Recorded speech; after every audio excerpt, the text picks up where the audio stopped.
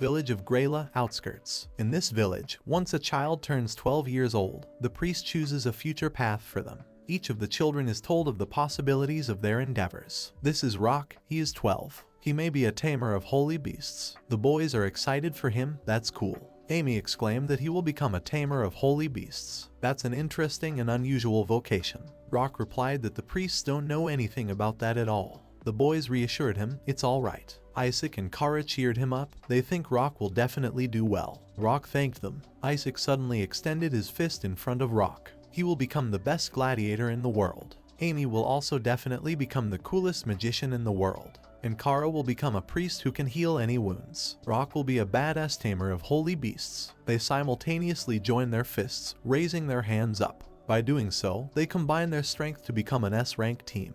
The boys are happy even though they all have different vocations. Rock wants to enjoy their journey together forever. Therefore, he will support each of them to make their dreams come true. He's so determined. 3 years later, it's raining. A man in a raincoat is running toward the entrance of a building. He, exhaling, pulled the hood off his head. It was Rock. He was 15 now. He had finally returned. As he approached the door, he heard someone offer to kick someone out. It became clear that it was about Rock. Isaac believes that although Rock said he would become a tamer of holy beasts, he doesn't have a single strong beast. And the only thing he's capable of doing now is hauling swag and doing all sorts of tasks that anyone is capable of doing. Amy exclaimed that they always did everything together. They have become an S-rank team that everyone admires and everyone wants to be a part of. They can't take a useless little biped into battle with them all the time. Isaac told the others that there is one important hero who is interested in joining their team. This is their chance. If he joins their team, they will be kings. They just can't help but take him in. He will have a significant impact on their village. Plus, it will bring them closer to the fulfillment of their dreams. Amy doubtfully and sadly agreed. Rock, hearing the team's conversation, became very upset.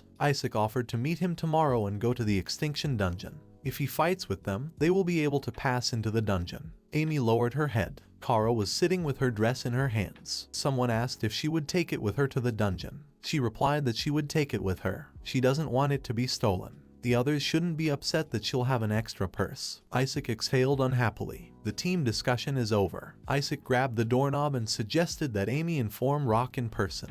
Isaac headed out the door, but someone on the team asked him to wait. It was Amy, and she wanted to say something to him, but he kept walking down the stairs. Rock, drenched in sweat, hid around the corner. Of course, just as Isaac had said, Rock had not yet met the holy beast. How many tamers of holy beasts spend their lives looking for companionship? Lucky are those who have fallen into a different calling. But with the divine power ability, he improved the base stats of his friend's equipment and support magic. He was doing all the chores, cooking food, carrying bags, tanking, spying, negotiating with guilds. He sits on the floor in the hallway, not understanding anything.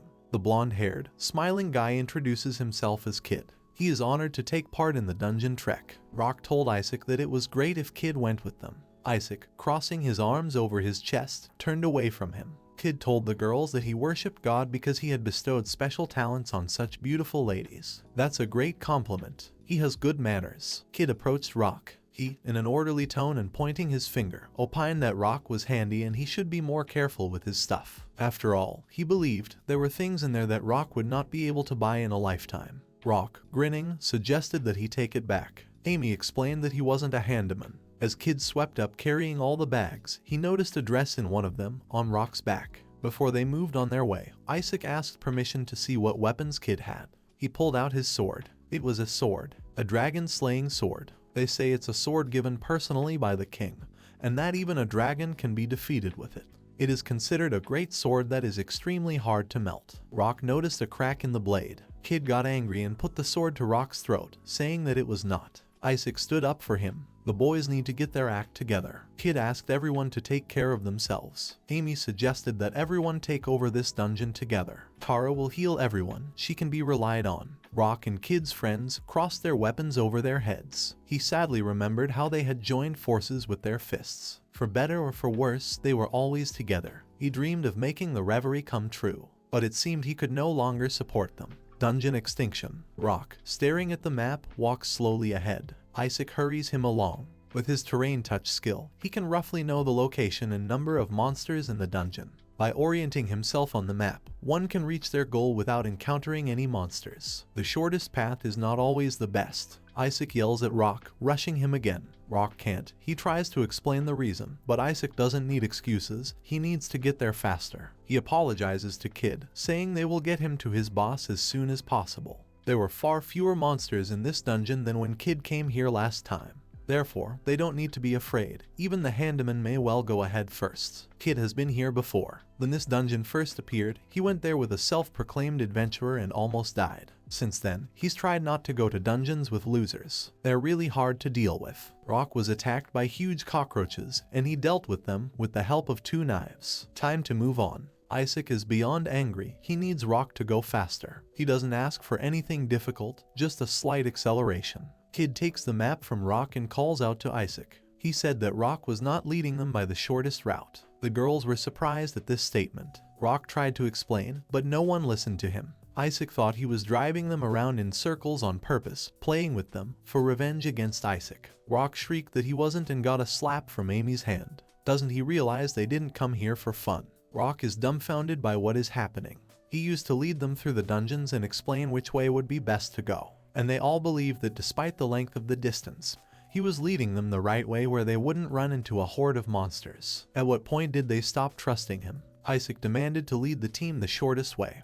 But then they would encounter more monsters. Isaac doesn't care, Rock must fight them. Isaac needs to focus on his opponents, soon there will be more of them. Rock tries to realize when his friends' attitudes toward him have changed. The team rallies together to repel the attack. Kid pulls his leg. Kara can't believe Rock is her childhood friend. She thinks he's useless. Kid says he really should be kicked off the team. The company of boys make it to the huge gate. They open their mouths in amazement. This is where the boss is. Rock suggested that everyone take a little rest. They should take a break and unload the bag. Isaac interrupts, wondering who is to blame for them coming in so late, implying that Rock is to blame. Amy asks Kid if he realizes that it is becoming more dangerous to be in this dungeon as time goes on. He thinks Rock is stupid because he can't recognize the tone in which people are talking to him. Or is he faking it? Rock, exhaling, calls him names. Isaac demanded the map from Amy in an orderly tone. Kara gave him a disgruntled look. Isaac turned to Rock. They were hesitant about when to tell him, but they couldn't look at all of this anymore. As soon as they left the dungeon, Rock would be removed from the team. Next, they will go with Kid. Rock's got it all figured out. It turns out the others also agree with it. They go to beat the boss. Isaac yells that they are the best team. The newfound team, sans Rock, banged their fists above their heads. Rock remembered doing the same thing with his friends before. He was told to keep an eye on Kara. He thinks he will play his last role. The huge gate to the boss opened before the boys and they stepped inside. In front of them lay a huge animal. It was a gray wolf. It was sleeping. The gray wolf can be defeated even by E-class seekers, but this boss is higher up the hierarchy. Also, it's not gray, it's silver. It's Fenrir. In Germano-Scandinavian mythology, it is believed that Fenrir is a huge wolf, the son of Loki and Angaboda. It is a monster of legendary rank. Even an S-class seeker would have a hard time defeating him. It seems that the only option is to not attack it for anything and walk away without paying attention to it. Isaac is disappointed that it's only a wolf. He suggests that Kid hurry up and deal with it and return to the village. Rock tries to stop them and warn them about something, but no one listens to him. The boys have already begun their attack on the wolf. Kid is stunned, his sword is broken. Doesn't this sword work on him? The wolf looked around at everyone with an angry look and howled. Rock and the girls were very frightened. Kara went into a panic. Dazed with terror, she sank to her knees. Kid shouted to Isaac to retreat. Although he is incredibly tough, but his sword is broken, so he can't fight the wolf. Isaac is not ready to retreat without starting a fight. It's impossible to do damage to him, even when he's asleep. They are better off running away. Rock threw Kara on his shoulder. As a whole team, they ran toward the exit. Isaac is annoyed that they are just running away. Rock runs ahead of the others. Kid mysteriously states that they needn't worry, it's just Rock's role. Kid lunges at Rock, trying to injure him. He succeeded. Kara fell to the ground. He struck with the spare king's sword. Rock can keep the rest of his stuff. He could consider it his gift to take with him to the other world. Is Kid now a member of Isaac's party? Rock is shocked at this turn of events. He hopes it's not true. Isaac and Kid move toward the exit, the wolf running after them. Amy also hurriedly headed for the exit, leaving the injured Rock alone. Rock remembered how with his friends they wanted to become stronger and better. Kara trusted him. Their team only came into existence because of him. Rock, sitting on his knees, felt someone standing behind him. It was a wolf. He, standing behind him, growled at him. Regardless of the situation, he just couldn't. He couldn't hold a grudge against them. How cruel people are, letting one of them die to save themselves. Rock will feel no pain. He is surprised to hear some words behind him. Can a wolf speak human language? The wolf's eyes bulge. Could this man really understand what he was saying?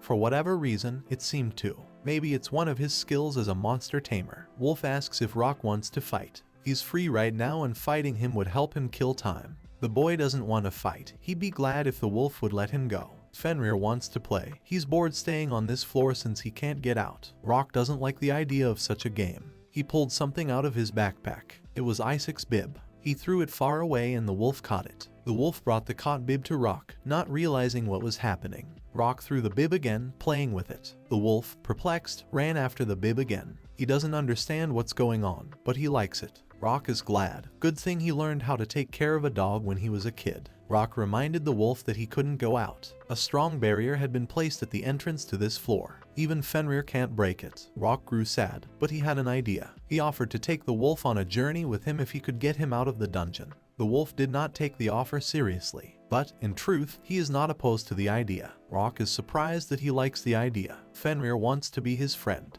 The boy is dumbfounded by what he hears. He remembered reading about the tamer profession. There was a part that said something about a voice in the head. It also said that after this event, the one who heard the voice would change. But that is exactly what is happening now. He also wants to be friends with Fenrir. Fenrir has become his friend. Since Rock has met all the conditions, he will be given access to the mini-monster garden.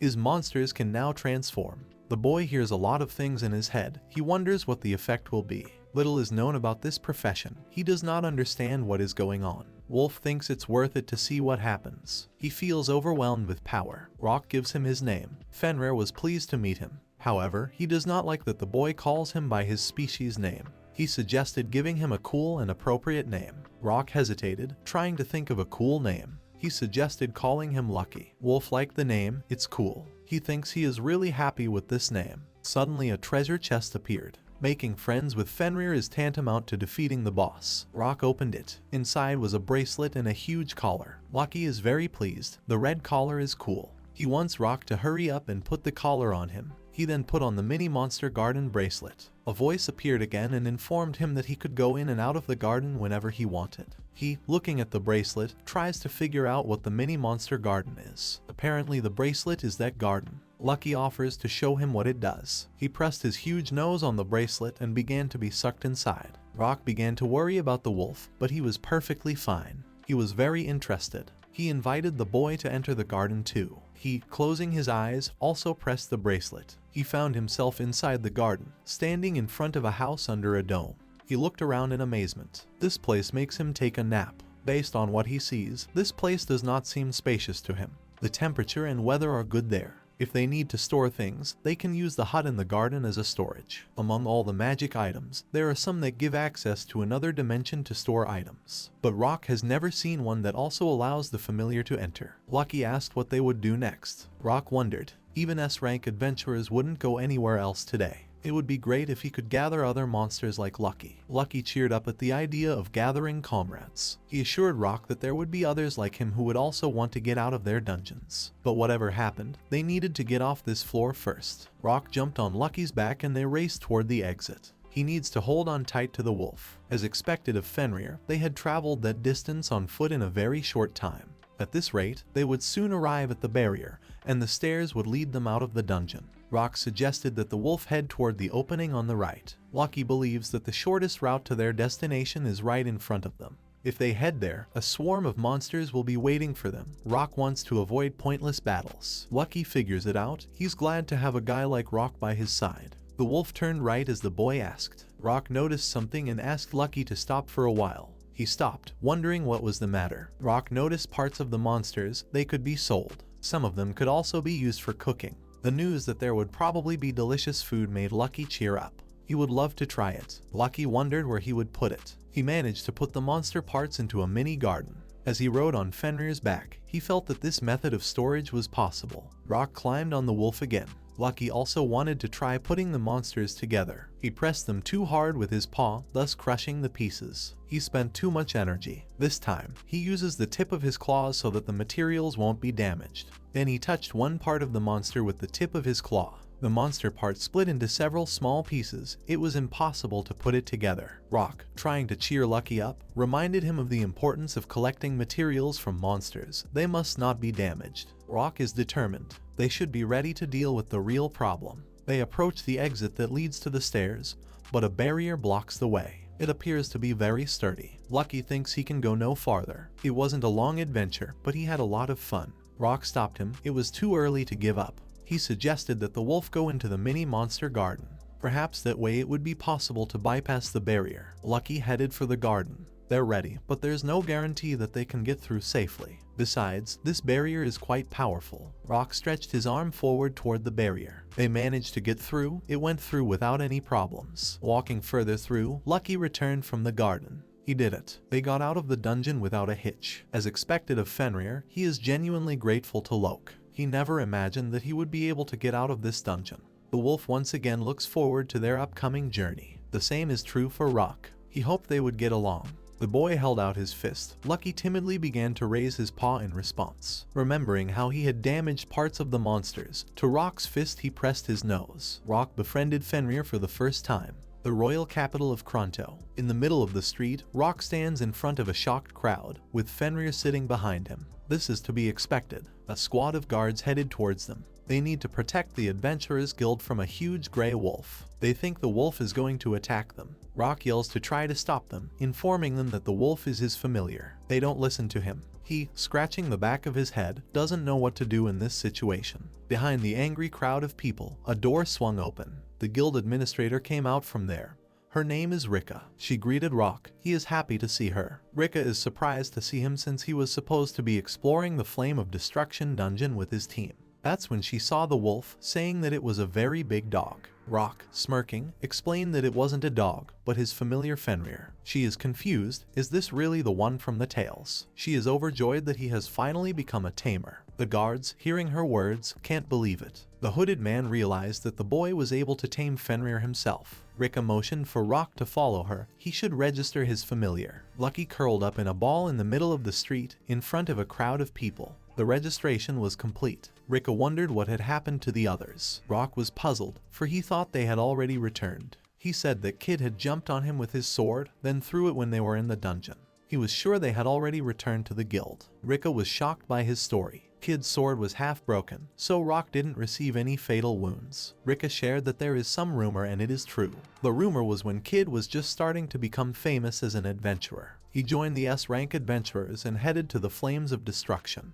But it ended in failure. The only ones who returned were him and one other person. After that, a rumor began to spread that Kid had used his friends as decoys to get out of the dungeon. If that's him, it's quite likely. But why was Rock targeted? Probably because he was the most useless. He's embarrassed to talk about it. Rika doesn't know what he means. She was sure that Rock was the most respected member of the squad. He doesn't believe he was useful. The work he did for the squad could have been done by anyone. In fact, he was kicked out shortly after they entered the dungeon. Rika does not believe that anyone could have done the job. It was because of Rock's presence that the squad reached the S rank. She doesn't understand how such a big misunderstanding came about. Since this is the case, Rika has made the decision that their squad will be downgraded to rank B. They can't be demoted from S rank. Their individual combat abilities can't be underestimated. Perhaps they are. However, betraying one's own squad member is a violation of guild rules and cannot be ignored. Moreover, the fact that they still haven't returned from an S-rank dungeon is an indication of their abilities. They really haven't returned yet. Amy and the others are still with Kid in the dungeon. Rock rushed towards the guild's exit. Rika called out to him.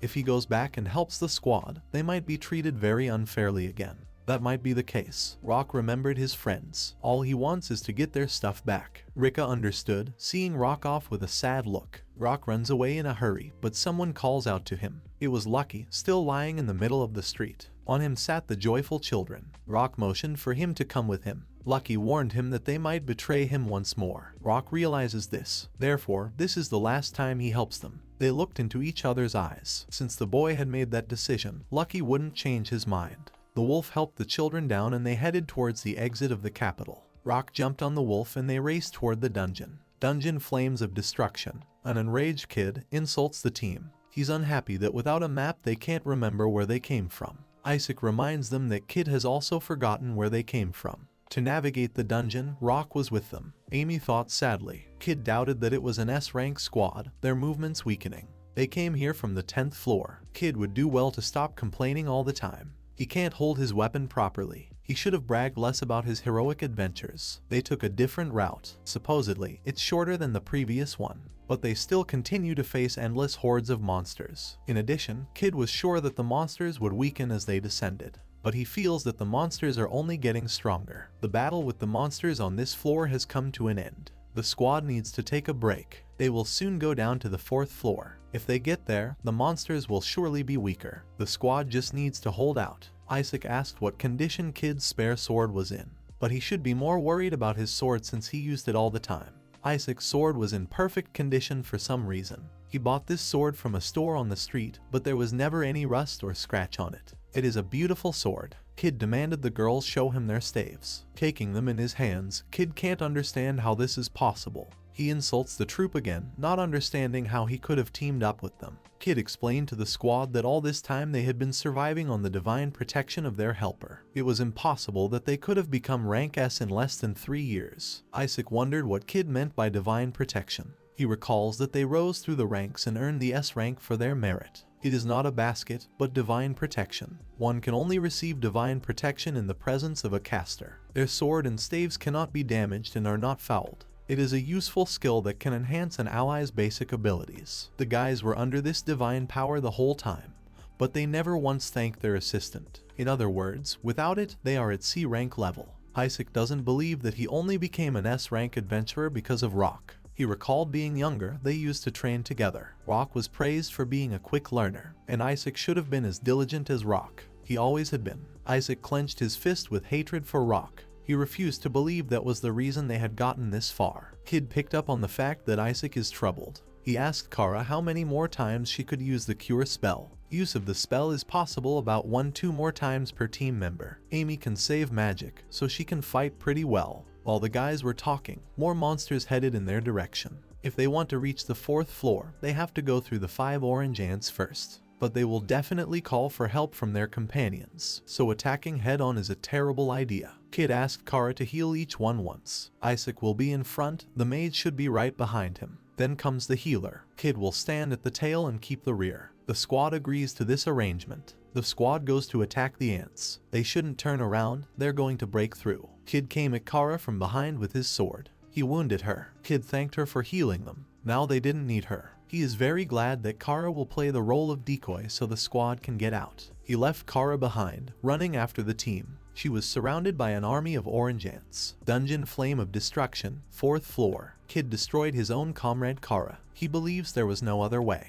It was necessary for their survival. They shouldn't care about what happened, because no one will know. After all, they are still in the dungeon and the other guys are complicit too. Having this servant was of great benefit to them. The fact that they abandoned such a person would be a good proof of their complicity. Kid is hurt that he agreed to team up with a bunch of useless losers. They should have no hope of further cooperation. Isaac's implication is that Kid isn't as strong as he claims to be either. The boys continue their battle with the ants. They are not affected by Isaac's attacks. The monsters on the 4th floor are supposed to be weaker. They are blue ants, they weren't that hard to fight before. The guys were under this divine protection the whole time, but they never thanked him once. Without him, they are at the C rank level. Isaac was attacked from behind by several ants. Fenrir appeared out of nowhere and saved Isaac from the attack. Isaac sees the wolf and Rock sitting on his back. He can't believe his eyes. He shouldn't be alive. Rock proudly announced that he was back. Kid is very displeased. Should Rock and Fenrir get even with the ants? After all, as long as they are in the dungeon, no one will know who destroyed them. Amy asks Rock to save Kara. He can't believe she's still on the 5th floor. They did this to her, too. Kid is convinced that they had no choice. Their survival required sacrifice. He thinks it's ridiculous to ask for help after betrayal. Obviously, they still don't think about their actions. Rock, after stroking Lucky, offers to leave. This guy is very good-natured. Smells like something unpleasant. It's coming from Kara's dress on top of her backpack. It's the smell of her perfume. Lucky doesn't like that scent. They're leaving the team behind. Lucky and Rock, after slaying a bunch of ants, make it to the 5th floor. The ants did not retreat. There are a lot of them. The smell of blood seems to lure them out of the nest and draw them here. Even if Fenrir is very strong, there are still too many of them. Rock boldly rushed into battle. Lucky's presence nearby gives him fearlessness. They destroyed all the ants. They succeeded.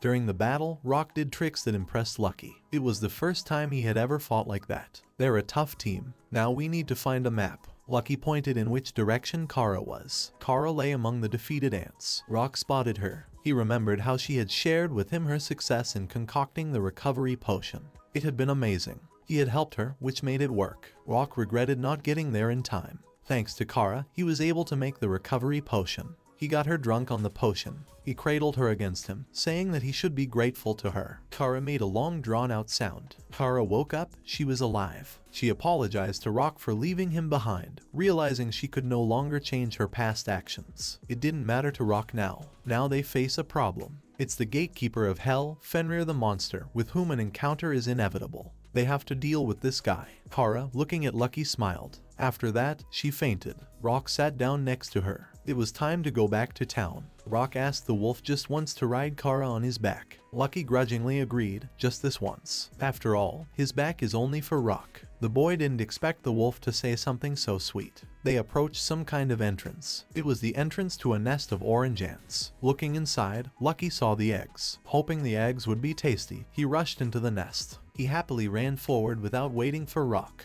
When he arrived at the eggs, he drooled. Rock assumed they were orange ant eggs. One of them looked different. Moreover, it looked as if the other eggs had been broken by someone. Suddenly, the eggs began to crack and ants emerged from them. They hatched. Rock prepared for battle. Instead of attacking, the ants rushed to embrace Rock, mistaking him for their father. The boy, not realizing what is happening, sits surrounded by the newly hatched ants. Lucky teases him, suggesting that he postpone the trip back because there would be women outside. The young orange ants seem to want to be friends with Rock. The voice in his head again. Not too long ago they were fighting a bunch of orange ants. It would be mean to leave them here alone. Rock agrees to be friends. Henceforth, the orange ants became his familiars. They're starting to look like people. We need to move them to the mini monster garden. Rock asked Lucky to keep an eye on Kara while he was in the mini monster garden. Since Rock has befriended 6 new monsters, he now has a mini garden upgrade to choose from. The keys with the name of the functions appeared in front of him. One must select the 6 functions he would like to improve. Rock didn't expect that there would be something new in this garden. He decided to improve the river and the pond, not forgetting the cabin and the fruit tree. He, reasoning aloud, began clicking on the functions in front of him, figuring that if he increased the spatial sphere of this dimension, the vegetable field would also expand. By clicking on the fruit tree function, the space began to enlarge. Rock awed. The place had indeed gotten bigger, and he noticed ants doing something on a stump near the hut. They were fairly stacking monster parts on the stump. He approached them, wondering what they were doing.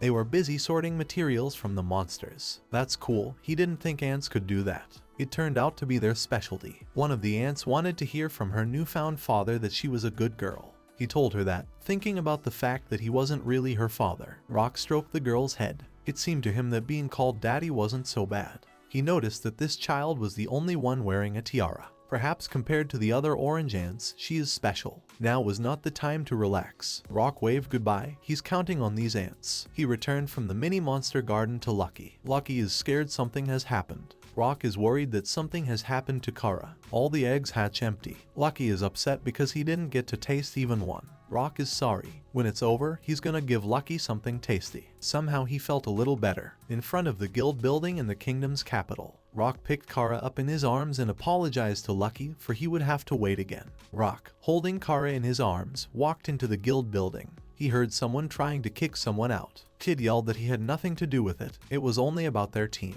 It was about everyone, their friends. The guys, bickering, stood in front of the guild administrator. All she had said was that Rock had asked them to wait for his return. Rock, sitting Kara down, asked what had happened. It's all right now. Mr. Kid and Mr. Isaac deny everything, Mr. Rock said. Kid, pretending to be happy to see Rock, reported that the guild had made strange accusations. He asked Rock to clear things up for them properly. Rock, wondering what to tell, began to speculate about what exactly Kid was asking him to tell him. Was it that they were having trouble on the 4th floor even though they were S rank, or that he was using Kara as bait, leaving her injured on the 5th floor? That wasn't what Kid had expected to hear at all. He was thrown into a sweat. Rock remembered another situation. The incident when Kid had stabbed him while escaping from Fenrir. Isaac had unexpectedly interceded for Kid. Kid calmed him down. Just because Rock was kicked out of the S-rank squad doesn't mean he can make up what Kid thinks are false accusations. He doesn't think Rock has any evidence. This guy lies very confidently. Without evidence, it is wrong to accuse someone. Kid seriously thinks he's a hero and he's sure to tell the king. Kid turns to Rock, grinning evilly. Rock asked to be given a second. At that moment, he took the broken sword away from Kid, showing everyone. He placed that sword against his breastplate where he had been wounded. It perfectly matched the wound on his armor. Kid did not expect this development. He made up that Rock had wounded himself to make up the story. He seeks support for his words by turning to Isaac. But Isaac remains silent and this angers Kid even more. Rock points to Kara. Is Kid going to explain her condition? Amy, seeing her, asks. She, screaming her name, crawled to her, begging for forgiveness. Everything had only happened because she hadn't helped Kara.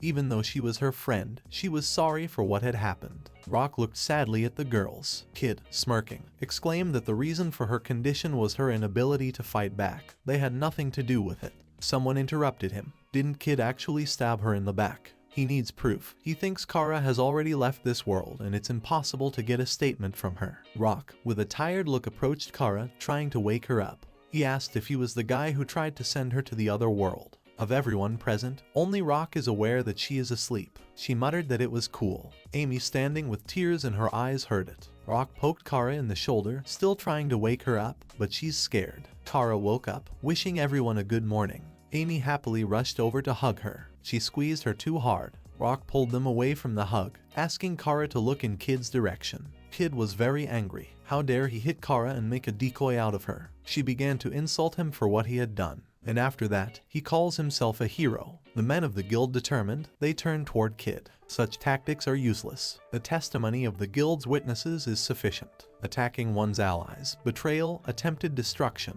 breach of duty to rescue, and finally, violation of adventurer rules. At the very least, he should be stripped of his hero rank for this. Rock-free, Rika thanked him for his cooperation. Someone called out to him. It was Isaac. He clenched his hands into a fist and fell to his knees in front of Rock. He knows what he did was wrong. He had no choice but to support Kid. Apologizing, he asks for an explanation to the others. He still wants to be an S-rank adventurer. Rock assumed that Isaac knew about Kid's plans in advance. Isaac pretended not to know what he was talking about. Once Kid let Rock go, he turned to Isaac in hopes that he was now part of the team. This means that Isaac was trying to end Rock all along. Isaac denies all the accusations against him.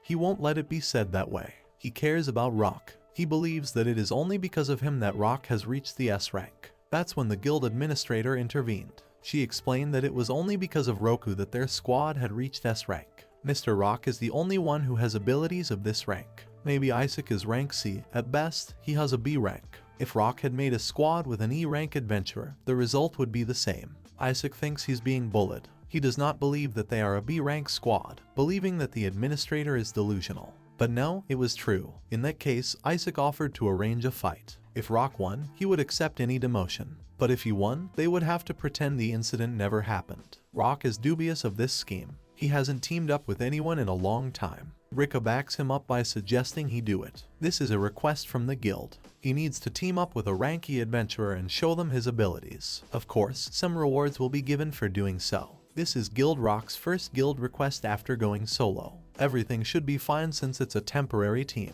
Rock agreed. Isaac, Amy, and Kara are the 3 people that will challenge. As for Kid, since he was previously under suspicion, he can't participate. Kid smirked, since it was years ago and there is no proof. A man emerged from the crowd, ready to testify. He took off his hood. Kid seemed to recognize him. The man was a member of the A-rank squad known as the Black Spear. Kid pretends not to know anything about it. The man continued. It was the Extinction Dungeon. His friends also believed Kid. He tried to help his friend. Back in the city, he told the people, but the tales of a nameless adventurer against the words of a hero with connections in the capital meant nothing.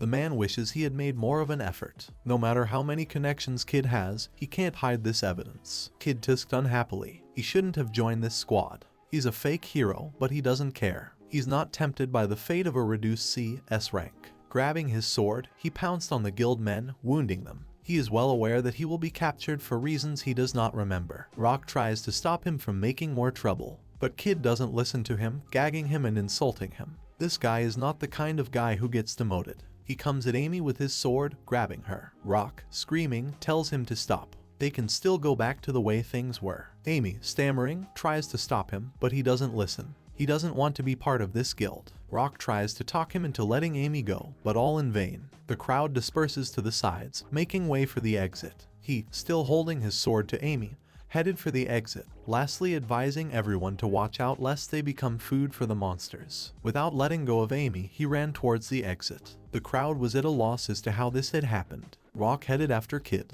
When he reached the square, he was met there by Lucky, sitting beside Kid lying on the ground, wagging his tail contentedly. Nearby, Amy was sitting on her knees with her head bowed. Lucky had to try a little harder and he was able to overpower Kid. He made sure that the kid didn't explode from his clutches. Rock, overjoyed, thanked Lucky. They were able to gently hold Kid back. The guards, having twisted Kid, led him. Rock thanked Lucky. Rock brought things to the squad. Amy, bowing to Rock, apologized to him. Rock is surprised that Amy bowed. He is upset that this has happened and asks Amy to stop. Isaac, disappointed, grabs his head. He knew there would be no contest. There is no choice, so he brings Rock back to the team, hoping he will calm down. Rock, with a weary sigh, he regretfully announced that he refuses to participate with the boys on the same team. Isaac was infuriated by this. Kara approached Rock, saying that he was someone who had known the bitterness of betrayal, her comrade. She, putting her arm around Rock, suggested that he would be on the team with her. He turned to her asking how that was possible. He reminded her that she had left him too.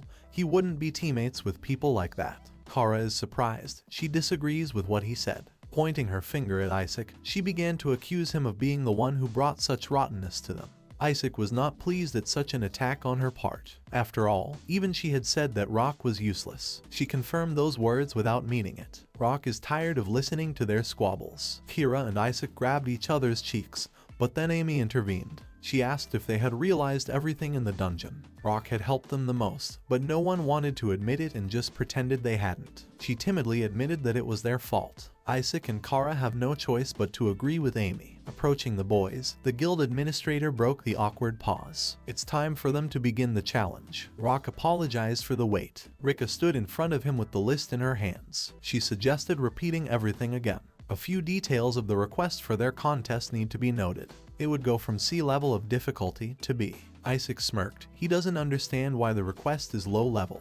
It seems that the administrator is underestimating them. After all, they are S rank. He's sure there's no way he'll lose. Rock looked at the list and was surprised. The list had images with a description beside them. There were 3 requests to choose from: Orengo's rainbow dragonfly eggs, Vinerena's scales, claws, and fangs, and fresh green emeralds. It was necessary to get any of the items presented on paper within a week. It seems simple, but Rock has his doubts. Is Isaac really sure? He looked back at the request paper. Taunting Rock, he assumed that he was scared and was going to quit. He reminded himself that he had given him a chance to come back. The paper said prove the difference in strength. Isaac's eyes bulged as he read it. He, shouting at the receptionist, asked what kind of request it was. Rika, smiling, didn't understand what the problem was. Doesn't he mean to say with this that their S-rank team is already giving up? Isaac gritted his teeth angrily. Rock looks calm. It's become clear to him. They have acquired the S rank. The guild has all the information, including all the requests they've made over time.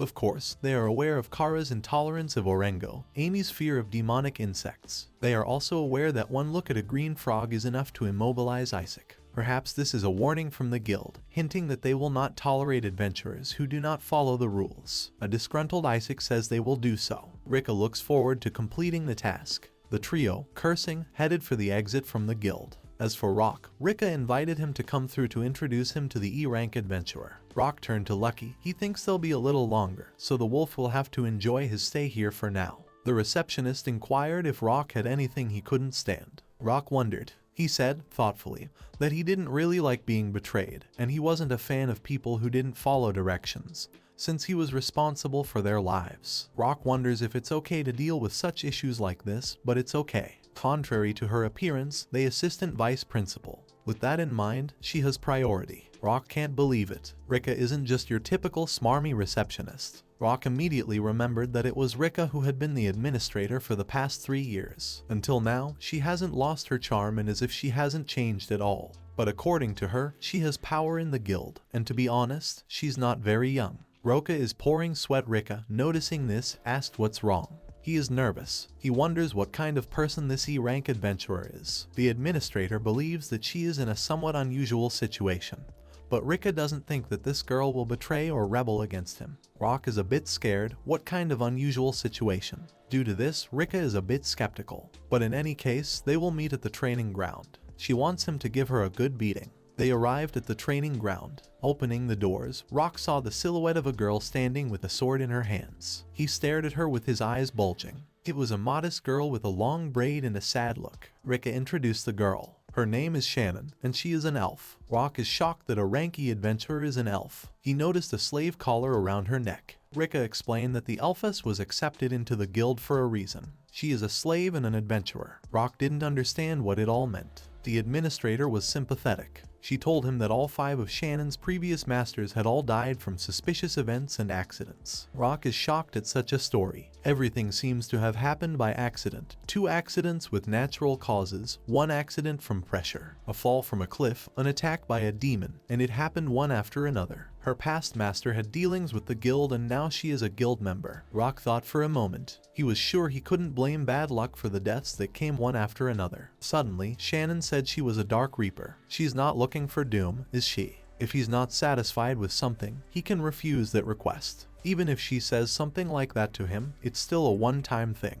Rock is uncomfortable. Shannon looks at him with a stern look. She suddenly puts her sword to his throat. She thinks that weak people who can't dodge shouldn't mess with her. Rock stands motionless with the sword at his throat. He asked about what would happen if these people did otherwise. With this question, he angered Shannon. She angrily asked if Rock really wanted to die. He was taken aback. Shannon has gotten to the life of a slave because she has given up on life. She has no choice, but Rock shouldn't be a part of it. Shannon cried. She was tired of seeing someone else die again. Rock is still confused. Rika looks sadly at Shannon. Rock asked the elfess if it would be okay if he turned out to be stronger. He reached for his sword. He just can't leave such a kind girl alone. The elfess looked at him with tears in her eyes. She got angry and shut him up. They stood opposite each other, staring resolutely into each other's eyes. Rock would not stop. Shannon clenched her sword in her hand, preparing for battle. She, advancing, wants to make him realize. She strikes, but Rock has time to dodge. He blocks her blows with his sword.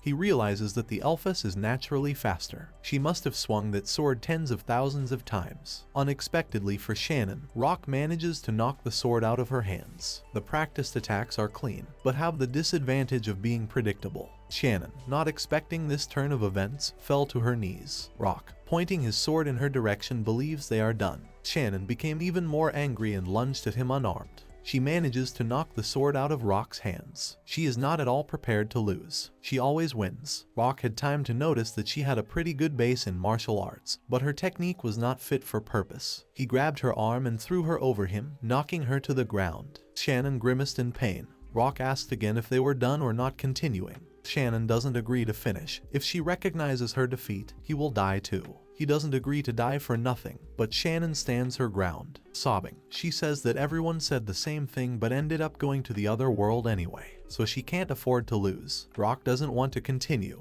He gave her a stern look. He just wants to show her the reason why he won't die. Shannon aghast, tears welling up in her eyes. Rock asked the girl not to be too surprised at what she would see. Rock summoned Fenrir. A huge silver wolf appeared in front of the elf. She opened her eyes and mouth wide with surprise. A bird flying past them suddenly plopped down on the ground not far from Shannon, sitting on her lap. Lucky roared loudly, pointing his jaws upward. Shannon can't believe it. She thinks it's a joke. Fenrir is someone's familiar. Rock, thanking Lucky, petted him. Shannon wonders who this Rock is. Shannon turned around. Someone asked her to wait. It was a boy. Shannon knows him. He was following her again. She patted him on the head. He giggled. She has a little brother. His name is Seth. He is 5 years younger. They were born and raised in a family of elves. She thought their lives would be peaceful and quiet. Suddenly, Seth disappeared in the forest of attachment. Shannon is home with her parents. Her dad will join everyone else in searching for Seth, and Shannon needs to stay here and keep an eye on the house. Shannon is upset. Those were her parents' instructions, but all Shannon could think about was that her precious baby brother was still in danger. She couldn't just sit still. She set off into the woods, shouting her brother's name. She hoped to find him, but he wasn't there. Following the path, Shannon came out of the woods to a creepy mansion. It was a mage's mansion. Shannon, frowning, looked around it. The forest they were playing in was a place where human mages and elves had once sworn friendship. It was called the Forest of Affection. In that very forest is the mansion where the mage lived. Few people are allowed to visit this house. Hundreds of years have passed. Shannon can't believe that it hasn't suffered a bit in all that time. If her brother isn't in the forest, then he must be somewhere else. Elphys determined, she swung open the doors of the mansion. She stepped inside and looked around. It looks like no one lives here, but not a speck of dust can be seen. She tries to figure out what this place is. Walking a little farther, she shouted her brother's name. Then she climbed the stairs to the next floor without stopping, calling out her brother's name. She walked to the door. Once inside, she saw a platform in the middle of the room on which the boy was lying. The boy was lying with his eyes closed. Looking closer, she recognized him as her brother and rushed to him. Running up, she checked his pulse and breathing. His pulse was fast and his breathing was rapid. She needs to get him home immediately. Not far from the platform, against a backdrop of racks of books, the girl noticed something. Blowing her eyes out in fear, she stared at it. What was that thing? It looked like a dark circle with an eye in the center. Suddenly, someone knocked on the door. Shannon turned around. Throwing her brother on her back, she went to the door, trying to open it. The door would not open. At that moment, a question rang out: which of the two? The girl, not understanding, interrogated him. Something was wondering which one of them would stay. Shannon panicked with fear. Falling to the floor, she covered Seth's back and stammered his name. She needed to save Seth. An eye, increasing in size, squinted. The black mass began to penetrate the girl's chest. She squirmed in pain. What happened after that, she doesn't remember. She woke up already in her bed. Seth was home and smiling as if the previous events had been true. It would have been nice if it had just been a dream. But after that day, strange things began to happen. The creatures around her began to drift away into another world. There were more and more such beings. The whole family is gathered. They are very upset that their horse has left them. She told her parents, but they didn't take the girl seriously. They thought it was all the fault of her imagination. Shannon believes that if she does nothing, something bad will happen to her family. So she quietly ran away from the village, alone, without telling anyone. However, she was only familiar with the way of life in her village. Outside, the world turned out to be quite cruel. Subsequently, the next thing she realized was that she had become a slave. She remembered a man telling her that the best way was the way of learning and studying the world order. It was her first master. He was very kind and gentle with her. He helped her to learn about money. To her, who knew nothing, he taught her about life. However, after 6 months, as if he just disappeared, the master left this world. She had suspicions that she was the cause of what happened, but she didn't want to believe it. 3 months later, from illness, her second master left this world. The third died a week later, falling off a cliff. The fourth hostess took the poison herself while sitting at her desk. The fifth was attacked by a monster. Anyone who comes in contact with her leaves this world. Around that time, she became recognized and feared as the Grim Reaper. Sitting on the floor, behind the bars, she told herself that she didn't want anyone else to leave her. When she was at her most desperate, she was taken in by an organization calling itself the Guild. She hoped to go to prison so she wouldn't have to mess with anyone else. But the guild thought differently. Rika visited her in prison and suggested she join their team as an E-rank adventurer. Shannon, without raising her head, answered nothing. She preferred solitude. Therefore, she was telling everyone about everything that had happened. By doing so, she tried to get them to give up. Sometimes the power of persuasion was enough. Sometimes she had to use brute force. She doesn't want to be associated with this walking disaster anymore. And so it went on for some time. But one day a man appeared. That man was Rock. She remembered the first day they met. That day she had also tried to refuse him. However, instead of walking away, he took her quite seriously. She had heard before that he had been kicked out of the S-ranked squad. But he was the strongest, and he was very kind. Shannon, remembering their fight, tried to realize something about herself. She remembered yelling at Rock, asking why he didn't understand, because he didn't want to leave this world. Rock decided to simply show the reason why he would not leave. He summoned Fenrir. A huge silver wolf appeared in front of the elf. The wolf roared, raising its head upward. Shannon, sitting on her knees, could not believe it. He has tremendous powers. She couldn't believe that Rock had made the legendary Fenrir his familiar. She remembered someone wishing her dead, calling her the Grim Reaper. She didn't wish that on anyone, but she thought the best solution was for her to die. She had always thought that. But that was only because she suppressed her true feelings. She tearfully said she still wanted to live too. Maybe Rock is the right person, someone you can count on. Shannon tries to say something, but falls without getting up off the ground. As soon as she collapses, Rock gets worried and rushes over to her. After sitting her up, Rika told her that she was fine. It seems that everything that happened was a bit of a shock to her. She was very tired. But there is good news. Shannon looks like a weight has just been lifted off her chest. Rika, supporting Shannon, leads her away. She needs to get some rest. Rock, smiling, escorted them with a look. Standing behind him, Lucky called out to him. Lucky stood with sad eyes. He thought that barking at the Elfess was a bad idea. Rock reassured him everything had gone right. Lucky rejoiced. Lucky turned Rock's attention to the bird that was still lying on the ground. He wondered what Rock was going to do with it. As Lucky howled, the bird lost consciousness and fell. The bird woke up. It confirmed that it was like this. The sky bird wants to be Roku's friend.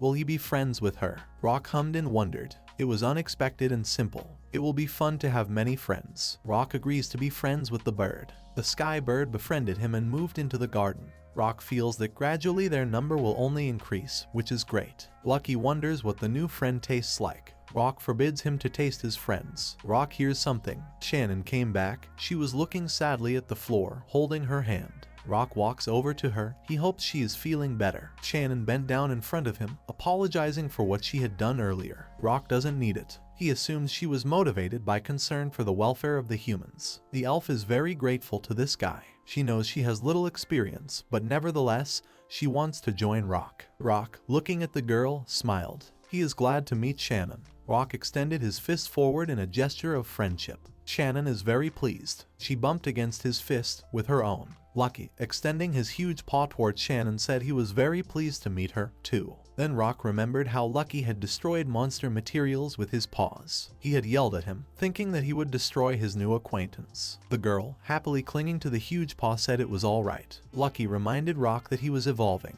The Elfess marveled at this wolf. Roku grabbed the back of his head, embarrassed by the nasty thought that flashed through his mind. Lucky tries to warn his friend about something. After he touched Shannon, he became convinced that there was a pretty strong curse on her. Rock can't believe it, but Lucky sure does. It's a very unpleasant thing. It is a curse of the kind that sucks the life force out of those around it. A curse of this kind will eventually take the life of the girl herself. Rock realized that everything Shannon had told him about was because of the curse. He is angry at the situation, hoping that this curse can be broken.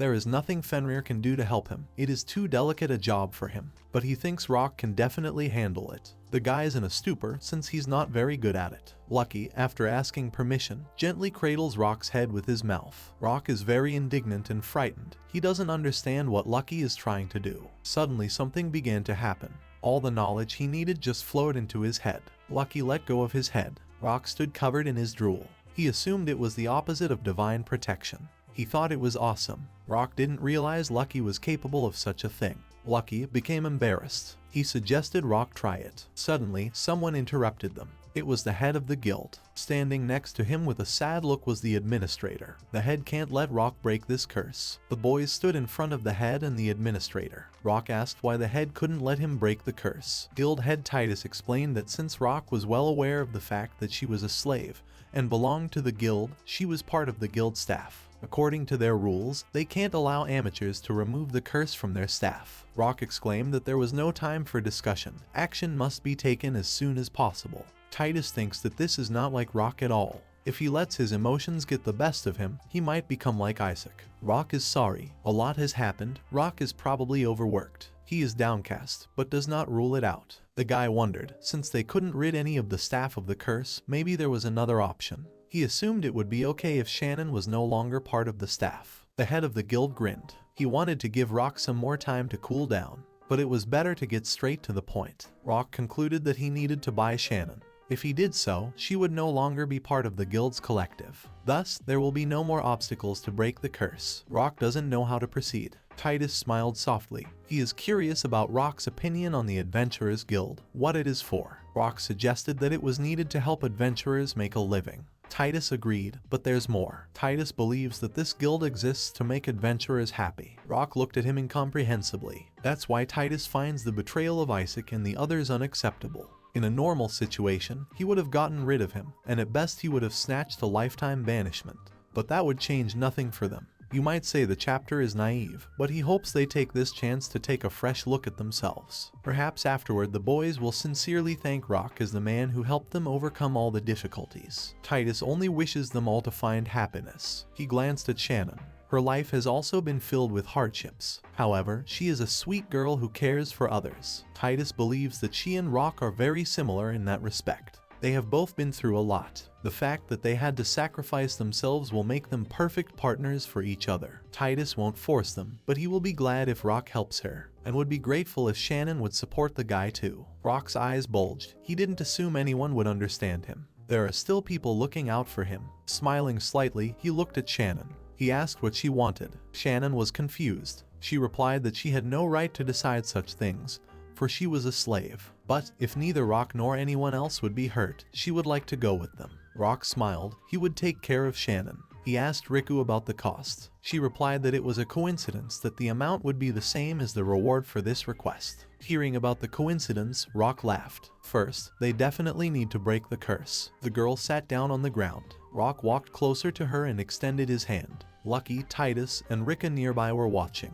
Rock warned Shannon that he was getting started. She clamped her eyes shut. Rock cast a spell. Afterward, something dark came out of Shannon. Rock did not know what it was. This something emerged from behind the curse. It grabbed his arm. The something was trying to curse Rock. He tried to cast a defense spell. It was not so easy. The curse dissipated. Rock breathed a sigh of relief. Lucky rejoiced that the master had succeeded. Rock thanked the wolf. Everything had worked out thanks to him. The head praised the boy. It was amazing. It was the curse of Magin's founder, so Titus knew something about this curse, but even he himself is not very knowledgeable about it. Only a few people had reported similar cases to him. It was rumored that in those days the world was ruled by a Magin who could summon magic. A Magin who summoned magic. Rock asked that such things be reported in advance so that he would be careful. Shannon thanked Rock. She repeated that she looked forward to working with them. Rock smiled. Everything seemed to be taken care of. All that remains is to prevent Isaac and company from defeating them. Titus advised making sure they get all the materials. It seems that Rock is in for another adventure, but he is not discouraged. The trio went to the mini-monster garden to begin preparations. The Elfess inquired about the location of the place. Rock explained that it was a mini-garden. They were all inside a bracelet on his arm. Shannon was stunned by the item.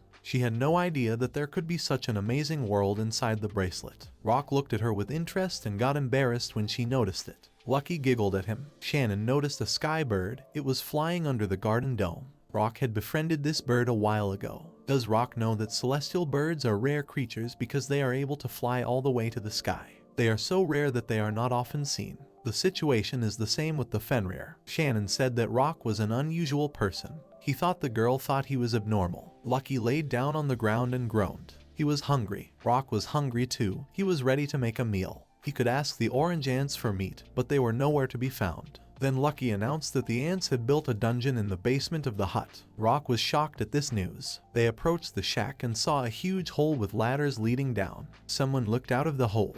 It was a girl. She was very happy that their daddy had come home. Shannon wondered if ants could have a humanoid form, and she didn't understand why Rock was called Daddy. Is he sure it's an orange ant? After all, it doesn't look like they have the body of an ant at all. Lucky intervened. He reckoned that Rock had a weakness for this sort of thing. The boy yelled at the wolf and explained to the Elfess that he happened to be there when their eggs hatched. Shannon could keep a secret, but that wasn't the problem. Lucky smirked caustically. The boy and the wolf were bickering. Shannon stared at them incomprehensibly. She thought it was unfair that the two of them were having fun chatting about something. She was very interested in what Lucky had to say. Rock was surprised that Shannon did not understand Lucky's speech but understood the orange ant's speech. Rock grabbed his head. What does all this mean? It's all because the ant can talk to people. She is different from other ants. She is destined to be the head of her family. Therefore, she knows how to negotiate with and command other races. This skill is called interspecies language. She can try to copy this language for Shannon, but will she be able to use it?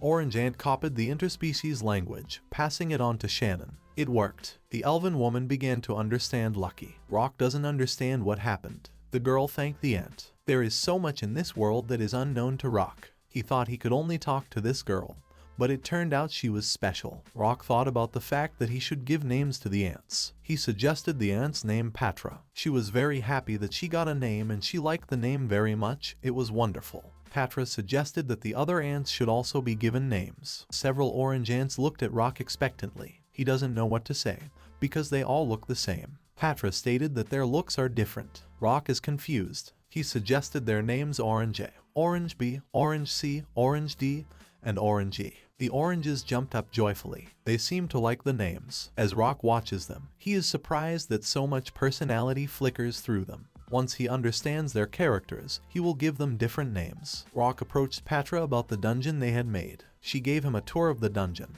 It has a cold room where they store meat and stuff. In the drying room they dry furs. There's also a storage area for the demonic stones they found when they were digging the hole. Rock is fascinated. He can't believe the ants created a place like this in such a short time. These ants must be very good. He was surprised by the news of the dungeon. It looked like Patra's nest. Rock noticed that meat was available and suggested that they start cooking. Patra supported the idea. Rock and Shannon returned to the guild. Guy was looking for a grill, skillets, knife, and seasonings. After gathering what he needed, he remembered that they were not rich in cookware. Shannon inquired about what he would be cooking. They didn't have much time, so he considered fried chicken. This is a very simple dish. You just need to season the meat and fry it. Chicken goes very well with cabbage. The elf is already looking forward to this masterpiece. Rock approached the man to see if he had any cabbage. The smiling man said that they haven't brought cabbage lately. Unfortunately, it will be out of stock for a while. The boys were upset. They were looking forward to eating chicken and cabbage together. Someone asked Rock if he was sure he could afford to have fun. Rock turned around. Standing in front of him was a crew of his friends. Rock looked at them incomprehensibly. Isaac smirked. Isaac questioned whether Rock was sure he could afford to have fun. If Rock got on his knees in front of Isaac, he would gladly bring him back to the team. Rock looked at him incomprehensibly. Shannon appeared between the guys, covering Rock with her hand. She wondered what this was all about. Isaac looked at her questioningly, for he doesn't know who she is. Rock asked the elven woman to leave the boys alone. He and Isaac had nothing more to do with each other from now on. He asked her not to bother him anymore. Isaac didn't like such a request and smiled snidely. Agreeing, he took a swing at Shannon, intending to hit her. Rock managed to grab Isaac's fist in front of Shannon's face. Isaac is furious. He taunts Rock. It was unknown what insidious tactics the guild was using. He thought they had paired Rock with a strong adventurer, but from the looks of it, she's really an E rank. Isaac thinks Shannon is a piece of trash. If he works with her, he won't be able to use her properly. Shannon demanded that Isaac take back what he said. She is very angry because Rock is not an object. Isaac seems to be out of his mind for saying such things. Isaac continues to spur Shannon on by comparing E rank to a dog that gets weaker the more it barks. This makes Shannon even angrier. He is interrupted by Kara, asking if it is true that this girl is his new partner. Rock confirmed, introducing the elf adventurer of E rank. Kara hesitated. She moved closer to Shannon and looked at her. She tried to gently mention that she thought her clothes were ugly. Kara turned to Shannon. Since she's going to be in a party with Rock, she needs to watch what she wears. Rock interrupted Kara. It's none of her business. It's not like Kara's outfits affect the size of her powers. Kara frowned. She couldn't even imagine that Rock would choose an E-rank adventurer girl. Not that it was Rock's choice, but perhaps it wasn't. Shannon is approached by Amy. She was sorry that her comrades had been rude to Shannon.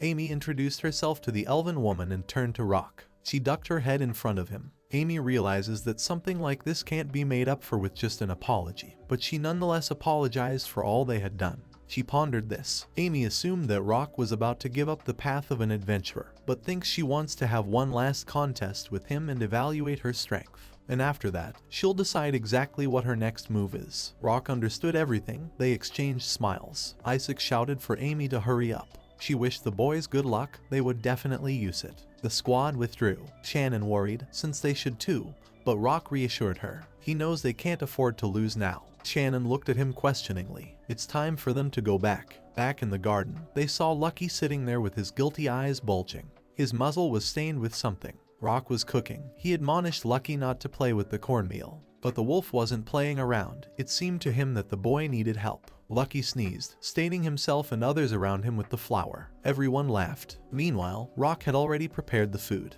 It was a sumptuous fried chicken. Everyone thanked him for the treat. The boys happily began to eat the chicken. Lucky and Patra praised Rock. It was delicious. Rock warned them that the food was hot, they should eat slowly. Shannon also liked the chicken. Now Rock was ready to tell them what they would be doing. This time their destination would be the Fresh Green Dungeon, the journey to which takes 2-3 days by wagon. It usually takes about a week to complete such an order, but that terrain is full of hard to traverse places like forest, swamp, and the like. If they go in a straight line, they can get there in less than half a day. Judging by the weight of Isaac's company's luggage and the direction of their wagon, as Rock expected, they would take the usual route. Unless they got into some trouble in the woods, there was no more reason to lose. Even if they take the shortest route, Rock can safely assume that their journey will not go as smoothly as they think. He knows what he's talking about. Everyone has filled their bellies. They're leaving, too. Rock and Shannon, climbing on Lucky, rushed on their way. As expected of Fenrir, the monsters do not attack them. The boys heard something behind them. What was it? Perhaps it was a plan. Maybe someone was attacked by a monster. The boys asked Lucky to go back a bit. They came back and saw a monster with wings and horns sitting in the middle of the woods sobbing. The creature was very much like a stone statue or gargoyle. It stopped sobbing when it noticed the boys. The gargoyle used magic. He used wind magic, thus challenging Fenrir. Lucky howled, repelling the attack. Rock marveled. This wolf is really strong. He directed the magic towards the gargoyle. This was already too much. The royal capital of Kronto is in this direction. If Fenrir used such a magic spell, the city wouldn't let him get away with it.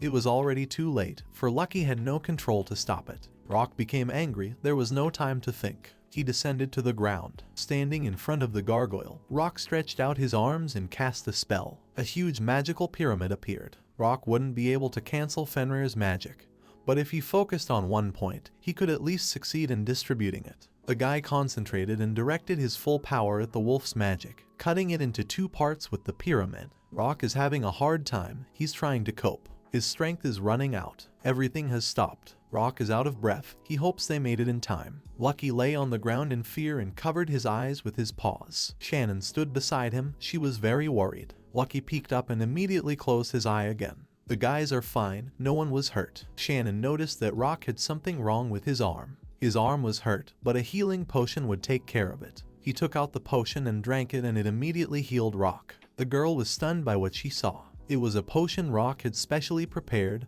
from apple extract. Lucky tearfully apologized to his master. He had messed up again. The boy looked at him menacingly. He cuddled up to the wolf and thanked him. Lucky was just trying to help. Rock really appreciated the impulse. But still, Lucky's magical power is from the calamity category. From now on, they will learn to control their powers and fight together. Wolf burst into tears again. Lucky howled. He would try his best. He would train. The gargoyle shouted. He wondered what Rock was doing in this forest. The gargoyle screamed in horror, calling Rock a monster. Rock grinned. He didn't want to hear that from the gargoyle. Why is he crying in a place like this? The gargoyle is sad. He was kicked out of the demon lord's army, so monsters can be dismissed too. Rock let out a chuckle. Apparently, the gargoyle was created from leftover materials. His magic was weak, so he was in the castle and devoted the last 100 years to cleaning. But recently, the leadership of the army changed. They told him that they didn't want a monster who couldn't do anything but cleaning. He wandered confusedly through the forest, so he waddled to a village not far from this forest.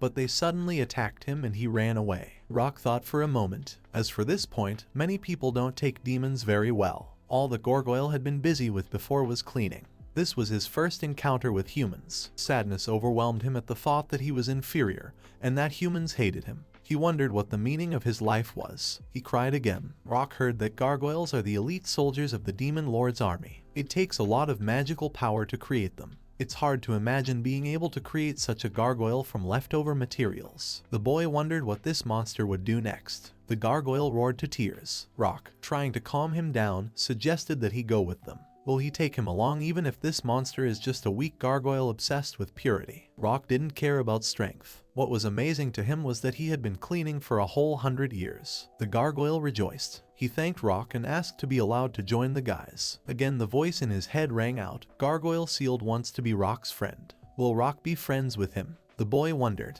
Does the gargoyle have some sort of sealed power or something? The gargoyle only knows that it was created by a previous demon lord. but he doesn't really know much about it. Rock was puzzled. He greeted the gargoyle again. He is honored. The gargoyle sealed transformed into a sacred beast and became Rock's friend. Transformation into a sacred beast arena. With the increase of sacred beasts, the guy can now explore the garden. You need to select one of the items. This time Rock can expand the hut. The expansion is completed. There is a village near the forest. Rock saw something. The boys saw a cabbage. I don't understand how there could be a cabbage patch in such a remote area. Lucky, curled up in a ball, had already fallen asleep. It was getting late now, so the boys suggested we take a break. In the morning the boys set off on their journey. They came to a certain place. It seems that the gargoyle talked about this place. It was the village of Chaosino. At the entrance, they were greeted by a snoring man. Rock tried to gently wake him up. It came out awkwardly. The man kept snoring. Shannon made an attempt as well, placing her hand on the man's shoulder. The man opened his eyes. Seeing Shannon, he exclaimed that an angel himself had come down from heaven. He believes it is time for the angel to take him away. But if such a nice girl does it, there is nothing to regret. Extending his lips, he tried to kiss the girl. Lucky, noticing this, gave him a paw. The man saw the rest of the team and assumed they were bandits. Rock reported that they were adventurers. They were headed for the caves, but then they heard about the village. The adventurers were here just in time. The man sent them to the village chief to talk to him. Rock looked around the village in surprise. He saw people looking questioningly at the boys. There are a lot of skinny people here. Rock is sure there has never been a famine in these parts. Someone is glad to see this traveler come. It was a friendly old man. His name is Onagami. He is the village chief. Rock introduced himself, Shannon, and the sacred beast Lucky to the village chief. Onagami turned to the recently snoring man saying that his sleep had been fruitful this time. With experience like his, sleep was not a hindrance to recognition. He boasted that he had just gotten rid of the stone statue. How touching. It seems this man's eyesight was failing.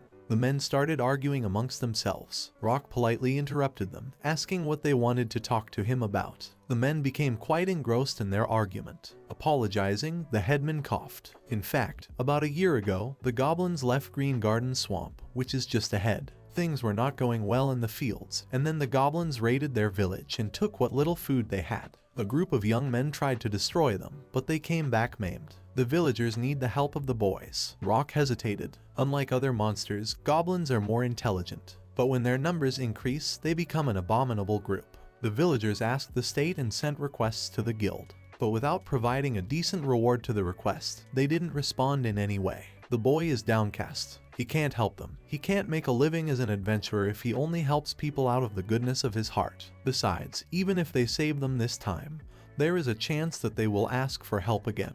They should be able to live on their own. Rock asked to take a look at the map of this area for now, and also to report where the goblins were. He scrutinized the map. The boy stated that there was a possibility of dealing with the goblins. He also said about the cabbage beds they had spotted on the way to the village, as long as they were not in danger of starvation. The villagers were very happy. They were grateful to the boys. Rock warned them that the villagers had to do something about it, otherwise it would happen again and again. To prevent this from happening, he could help with the development of the village. And when this village is profitable in the future, Rock asked to give 20% of the proceeds. This is not an amount that the headman can agree on alone. Chagrined, however, the guys are now busy with another request. So if all the villagers help, Rock will just charge 10%.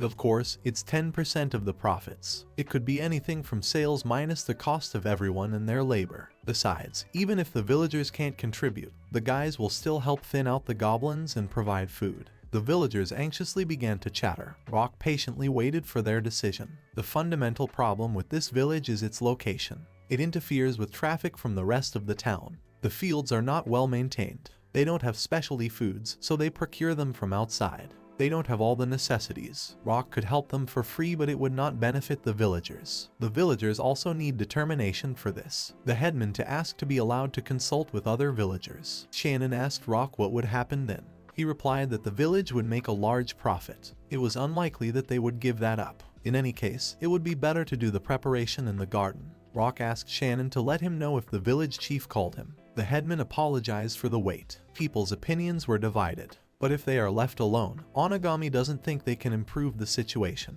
Is it normal for compensation to go to unforeseen expenses? Rock is surprised. If the villagers want to cooperate with the guys, they can deal with the goblins and their food supply. Besides, the villagers won't be in danger. The villagers started to talk again. They couldn't find a better deal than this. Some guy came up from behind. He doesn't believe Rock. He doesn't think it's a good idea. If you think about it, it's suspicious. The headman yelled at the guy. His name is Warren. He's one of the wounded. The lad thinks that if it weren't for this wound, he would have dealt with the goblins quickly. Warren was followed by his wounded comrades. Rock fidgeted, trying to get something from the pocket of his cloak. He pulled out a bottle of his unique creation and offered it to Warren. It was a healing potion. The boy reacted very sharply. He refused this help. If they needed proof, Rock didn't mind treating Shannon to it first. The girl started to worry, but she is so eager to taste his specially prepared healing potion. She uncorked the cork and took a sip. Her eyes widened. She liked the drink. It was very tasty. She thought healing potions were sour and unfit for drinking, but this potion was very soothing and easy to drink. She felt lightness in her whole body. Lucky also asked to drink the potion. He opened his mouth and Rock poured him some. The wolf also liked the drink. Lucky started jumping around happily, saying that the potion calmed and refreshed him. It's also very tasty. The boy then offered Warren the potion to drink again.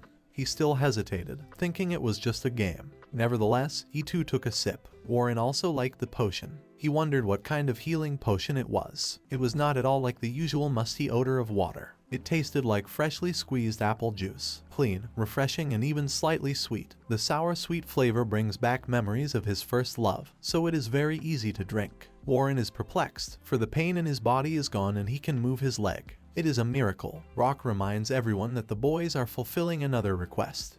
But if they help them, he will share his potion with the other wounded as well. Warren answered for everyone. They would gladly accept the guys, just as long as Rock cured all the wounded. Warren is the assistant village chief. He apologized for doubting the boys. They would gladly cooperate. The headman asked the villagers who was against it. All remained silent. The treaty was concluded. To begin, Rock suggested a snack. There were 6 days left before the deadline to fulfill the request. Rock is cooking up something delicious. It turns out that even the simplest cabbage can make such a delicious dish, despite the fact that it used to be used only as horse fodder. Today's menu was cabbage soup, but cabbage itself tastes quite nice, and it can also be roasted a little. While cooking, Rock added some recovery potion. Whoever was feeling sick seems to have become healthier. Rock asked Shannon to help him. He suggested that she take Orange Ansa and be with her to keep the villagers safe when they went to collect materials. Shannon was confused at being entrusted with such an important task. She was unsure if everything would be okay.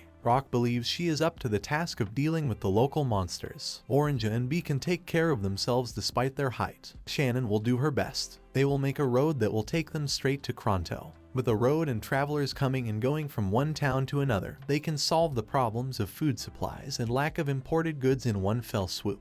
But before, Rock began to do frenetic things. With this he greatly surprised the locals. He put strengthening magic on them. With this they could move around more easily, only it didn't last long. Everyone liked this lightness of body. Rock asked everyone to be careful. Shannon was shocked that he had so easily put strengthening magic on so many people at once. Rock believes that Shannon can do it too with proper training, and has promised to teach her how to do it. She is very excited about it. Rock suggests that everyone start building a road. A little magic wouldn't hurt. Everyone is working hard. A lot of work had been done, could stop there for now. They finished laying the stone and clearing the road. At this rate, they would be able to finish the road by tomorrow. Thanks to Lucky's magic, the road construction is available to them. Once the road is cleared, trading will begin. His familiars are much cooler than he could have imagined and visualized in his dreams. Night, Monster Garden. Rock was busy with business. Shannon brought him a hot drink. Rock was planning for tomorrow. He thinks Shannon should get a good night's sleep. She had worked much harder than the others today, so she should rest. The elven girl disagreed with the protagonist. She couldn't rest while he was working. Rock doesn't like that she called him master and asks him not to call him that anymore. He does not consider her his slave. Shannon thinks Rock is very kind. She is very happy to meet him. The protagonist is also very happy that their paths have crossed. He voiced his plan. Tomorrow, they will ask the villagers to pick cabbages, and after tomorrow, he will sell some goods in the capital. Rock assumes that there is a shortage of cabbages in the capital. He is sure that all the cabbages will be sold. Also, he shouldn't have forgotten about the request given by the guild. Victory will be theirs, but just as important is how they do it. Rock began to ponder Titus, but noticed Shannon had already fallen asleep. She mumbled in her sleep about what an amazing friend she had. Rock used magic to purge her of unnecessary thoughts all at once. He was very grateful to her. All the familiars were sound asleep. Rock wanted to leave the house without being seen, But Lucky wouldn't be so easily fooled. He was surprised that Lucky was awake. Tonight they would be catching rainbow dragonflies. They were easier to catch at night. Lucky reminded him about the goblins. Rock thinks that Lucky being around the village will deter the goblins from attacking. Even if they leave them alone, there will be other adventurers who will come and conquer these goblins. Lucky was surprised at this judgment but agreed with her friend's opinion. They got ready to go hunting. The hunt for rainbow dragonflies was an exciting endeavor and was successful. The next morning, Rock awoke to the sounds of food being prepared. He assumed that Shannon was cooking and went into the kitchen. The thought of her getting up so early to cook for everyone made him happy. Rock began to thank Shannon and offered his help. Except there was a gargoyle in the kitchen. He greeted Rock. "Everything will be ready in 3 minutes." Rock seemed shocked. He's upset that it's not Shannon. The gargoyle doesn't understand what's going on. Rock excuses himself that everything is fine and re-offers his help, except that the gargoyle asked him to rely on him. For when he worked in the castle, the demon lord often assigned him alone to prepare food for everyone. Rock understood. Shannon came into the kitchen and wished everyone a good morning. She abruptly began apologizing to Rock, for she had fallen asleep last night. Rock asked her not to worry about it and offered to go to practice with him. Shannon agreed. She added that she wanted to make breakfast herself, but the gargoyle asked her to leave breakfast for him. Rock took it all that way. He was very grateful, but it all seemed very suspicious. Shannon wanted to know how Rock was feeling. She suspected that Rock had gone out alone last night to catch rainbow dragonflies. He believed she was asleep and added that he was in the company of Lucky. Shannon wants to be useful to him too. Rock is very pleased and promises to take her with him next time. Shannon is counting on it. Breakfast was ready. Day 2, afternoon. A villager goes to the market to sell cabbages there and then deliver rainbow dragonfly wings to the guild, according to Rock's errand. Rock needed to know the market value of the cabbage. He asked the traveler to take care. Since they were able to clear the road by noon, they would have enough time to sell some goods in the market. Later, Rock wants to show the locals how to catch rainbow dragonflies in large numbers. If they plow the abandoned farmland and use it to grow cabbage, it will help solve their food supply problems. Night, they did it. Rock praises the ants. They did a great job laying the stone sidewalk. Even the craftsmen were shocked by the result. The ants are very happy to be praised. A local resident is grateful to the ants. She thought all monsters were scary, but the ants are such wonderful girls. They are very happy about the praise. Rock was approached by an elder. The elder thanked him for today. He could not think that the road to the capital would be finished in 2 days. Rock had done a lot for them and was offered 10% of the village's profits. He accepts the offer and asks that the funds be sent through the guild. The elder thanks his savior and assures him that each payment will be made on time. Afterward, just before dawn, they split up and retrieved the Oringo egg, and also the green emerald possessed by the green frogs. They didn't get any wyverns, but they could worry about that tomorrow. Rock had an inexplicable feeling that Isaac would arrive at his destination earlier than expected, and that worried him. Rock suggests trying your best today. A bird perched on his shoulder. It was very friendly. Rock was surprised that there was a chick in the mini garden. The girl ant thinks that Daddy is wrong. She added that this chick is the celestial bird. The main character is shocked. He thinks that the celestial bird is much bigger than this one. The ant girl explained that when they were collecting materials from the monsters, they found a similar rare item. And when the celestial bird didn't understand why it ate it, it became so tiny. Rock doesn't seem to be surprised by such an occurrence. He wants to turn it back. The chick rejoiced. Rock added that things would eventually go back to normal. After all, there was nothing life-threatening now. The chick was upset. There was a stench coming from somewhere. It was Lucky. Rock thinks it's Lucky's smell, but she denies it. He wants to know the last time she took a bath. Lucky is being sly. The protagonist doesn't understand how Lucky could have taken a bath yesterday if he was with him all day. After all, he did not observe him with soap and towel. After a brief confusion, Lucky replies that perhaps it was the day before yesterday. The deception seems to have failed. Lucky exploded. Even if he doesn't take a bath, he licks himself clean. Rock had no other options left. He appealed to everyone to launch an operation to capture and bathe Lucky. Everyone was just waiting for it. It was a challenge for Lucky. He believes no one can catch him. Rock begins to recite the spell. He casts support magic on everyone except Lucky. The magic will not last for a long time, but their strength and speed will increase. Everyone is happy about this bonus. Lucky warns everyone menacingly that they would be fools to allow even the thought that some support magic could make up for the gap between them. Petra was the first to decide to start. The the legendary Fenrir Lucky against the Queen of the Orange Ants, Patra. Expected level 3. She headed towards her target like lightning. Lucky doesn't consider her a strong opponent, much less alone. Patra attacked with a web. Lucky easily dodged. He added that one night attack would not catch him. Orange summoned all of them, and thus caught the attacker off guard. Lucky is surrounded. This was a turn he didn't expect. Cobwebs flew from all directions and tangled his legs. Lucky collapsed to the ground, as did his self-esteem. The oranges are triumphant once again, for they have succeeded. That was the brilliance of Patra, to make Lucky let his guard down. Rock is already asking to be a good boy to Lucky as he abruptly tears the cobwebs away and gets to his feet. He makes a similar attack and ties up all the ants. Immobilizing Lucky was a good solution, but it takes a lot more magical power to hold him down. The oranges are pretty upset. It's the gargoyle's turn. He is the next to challenge him. Proud sacred beast Lucky against a former member of the Demon Lord's elite squad Gargoyle. Expected level 3.5. Lucky doesn't believe in his opponent's victory at all. He's always being underestimated. Even though he's weak, he still belongs to the gargoyle race. He has knowledge that he had collected for 100 years, and also the power of Rock's support magic shouldn't have been discounted. The gargoyle saw the advantage of being underestimated. One swipe of his tail and the gargoyle was out of the game. Lucky's waiting for his next victim. Shannon enters the fray. She suggests a sparring match. Fenrir, that is not Lucky's dog against Elf, that has been blessed by his master Shannon.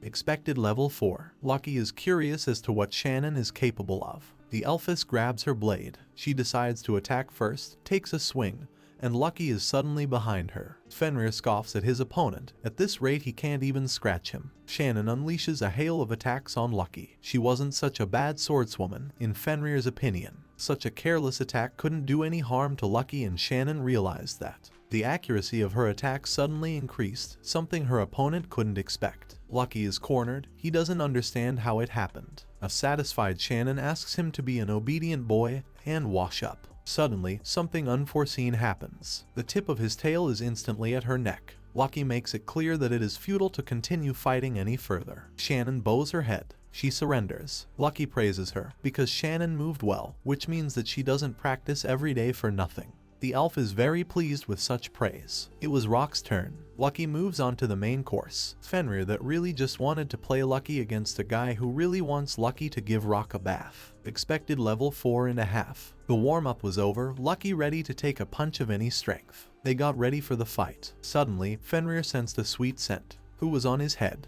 It turned out to be a heavenly bird with a flower in its beak. Lucky began to weaken before his eyes. In a minute he was sleeping sweetly. Rock discerned the soporific flower. He thanked her. The heavenly bird had won. Rock suggests that everyone wash Lucky together. Everyone is all in favor. That same day in the vicinity of the New Leaf dungeon, Isaac is unhappy that they've been traveling so long. Kara tries to calm him down. Amy remains silent. Isaac dislikes Rock. He considers him a traitor. Amy does not share his resentment and believes they betrayed him first. Isaac becomes even angrier. Who should care about this porter? Isaac fought on the front lines and won to rise to S rank.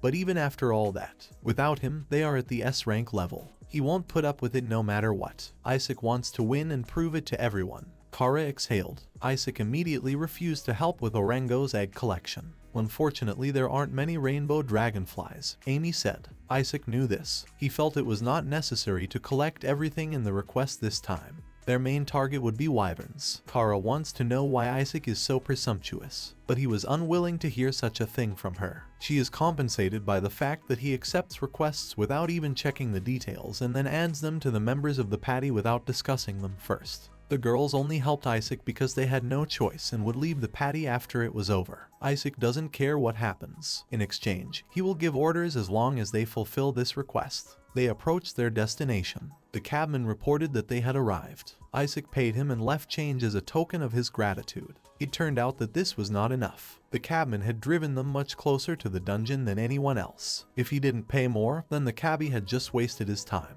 Isaac handed over the remaining money. It should be enough now. The coachman thanked the patty and drove back. Isaac is very angry. He thinks everyone is just making a fool of him.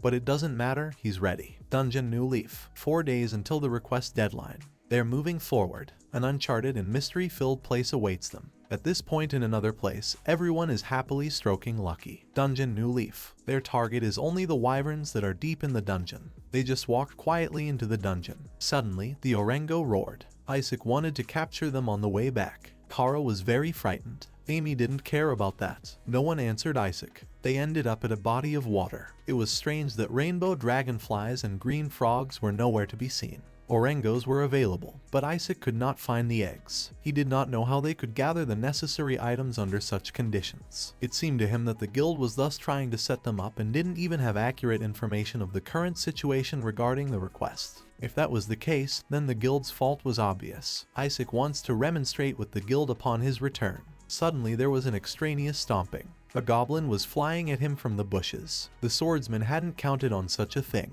The goblin paid for its insolence. Isaac believes that the guild did not warn them about the goblins. This is an irresponsible act on their part. The problems didn't end there. A whole pack of goblins showed up ahead. They were led by a goblin knight. Since high-level goblins had appeared, perhaps this place had become their lair. Isaac tried to chase the goblins away and decided to attack them first. The goblin knight responded with a counter-strike. The two swordsmen clashed in a battle. Isaac remembered Kid telling them about how with Rock, they were under divine protection.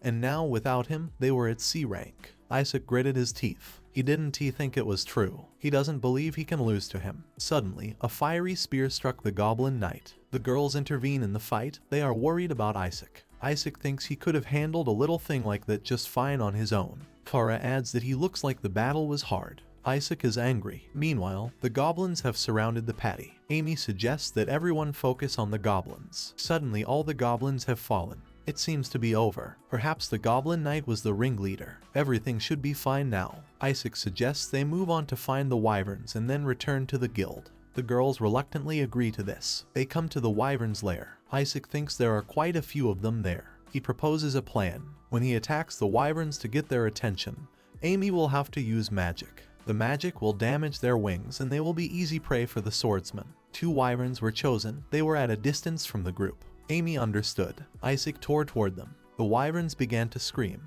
They soared above him. Everything was going according to plan. Isaac signaled Amy. She began to cast a spell. Fire arrows burst free and struck the flying monsters. The wyverns collapsed to the ground and Isaac didn't let the moment pass. The monsters are defeated. Things are going very well. Isaac is ready to move on to the next. Suddenly, another one appeared behind the girl's back. With his long tail, he knocked them off their feet. Isaac rushed to the rescue with all his might. Kara resented him for not shielding them. Rock would have protected everyone for sure. This angers the swordsman. Isaac starts yelling at Kara. He believes that Rock has nothing to do with them. Besides, he didn't know there was another wyvern. He believes that girls should be able to stand up for themselves, even when accompanied. Kara is horrified at what she hears. She thinks these words are nonsense and suggests that Amy leave with her. They won't survive with such a leader. Amy is shocked and tries to stop her. Isaac desperately asks them to stay, but Kara is adamant. She can no longer be around him. He watches them run away. Amy still tries to stop her, but in vain. His eyes glaze over in horror. Kara convinces Amy to go to Rock's side, for it will surely be easier with him. Isaac's hand only clenched harder on the hilt as he realized that the girls had abandoned him, too. Rock's silhouette came to mind. He remembered how the teacher had recognized Rock's superiority compared to him. He thought Isaac should learn from him. The teacher was disappointed in him. All everyone kept saying was Rock. The wyverns had already surrounded Isaac. They opened their mouths. As if losing his mind, he began to say that he would make the wyverns fail. Isaac thrust his sword into the ground. He's not going to let Rock win. The girls realize things are bad. He calls for the Great Cross. The girls take cover behind the rock. A huge pillar of fire erupted from the dungeon. Meanwhile, this picture could be seen even from the village. Shannon tries to say something to Rock, but he understands without words. It was Isaac and company. Rock offers Shannon to keep him company. She agrees. Everyone else will have to stay in the village to continue doing their jobs. No one objected. Rock is counting on Lucky very much. There was a lot of smoke at the entrance to the dungeon. 3 figures emerged from the dungeon, one of them grunting heavily. It was Isaac, assisted by Amy. He turned all the wyverns and materials to dust at Rock's peril.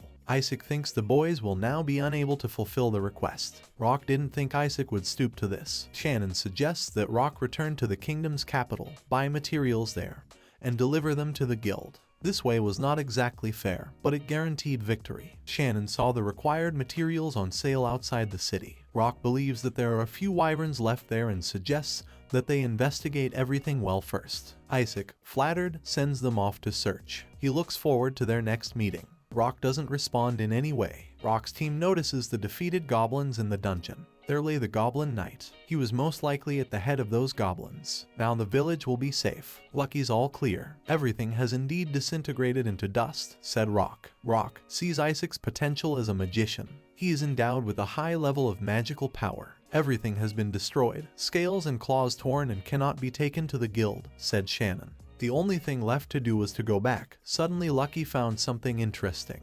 They were wyvern eggs. They were behind the rocks, so they were unharmed. Lucky is eager to taste them. Rock suggests taking these eggs to the mini garden. Later, they return to the village. The locals are happy to be free of the goblins. Shannon offers to take care of the goblins in the new leaf swamp.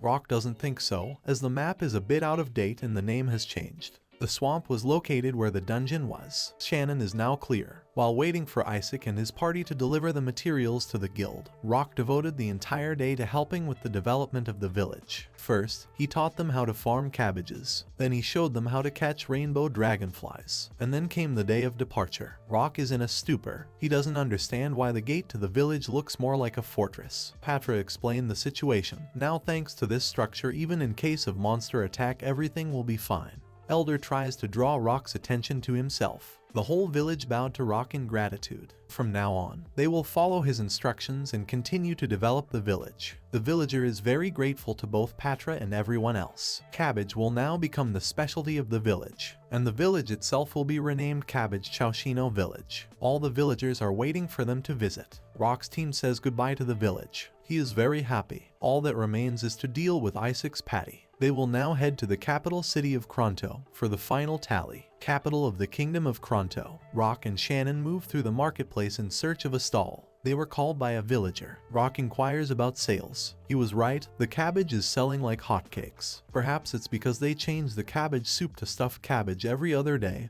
and let people try it.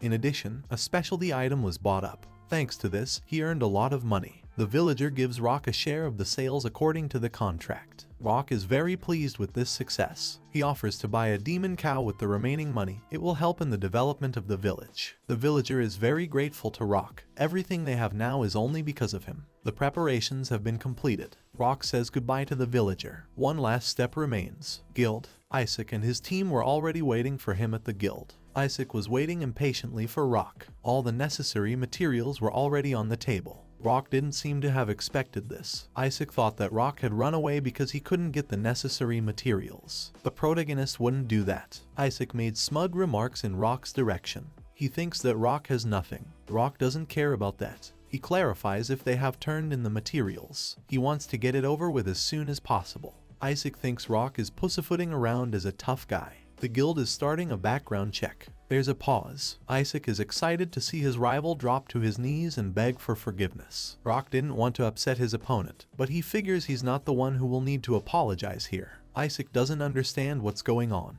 The manageress announced the following. Greyla's patty delivered 20 pairs of rainbow dragonfly wings, 3 orango eggs, and 15 emeralds. Thus, the victory in this contest went to Mr. Rock, the manageress added. Isaac would not blow much. The manageress explained to him that Rock had delivered 13 scales, 10 claws, 60 wings, 9 wyvern eggs, and an additional 45 emeralds in advance, so Isaac does not believe that Rock did everything in advance. It was not possible. After all, Rock came to the dungeon after them. The swordsman throws himself at the protagonist. He is very displeased. Isaac thinks that Rock has sided with the guild and is trying to trick him. Rock exhaled and pushed his former comrade away. After all, he didn't do that. The accusations of dishonesty were baseless. Rock pointed out how Isaac had not obtained the necessary materials himself, but had purchased them from a store. Isaac began to skulk around with the pretense of defeating the monster. Only Rock is not sure about that. Rock provided proof. The materials had the sign of Chaosino village on them.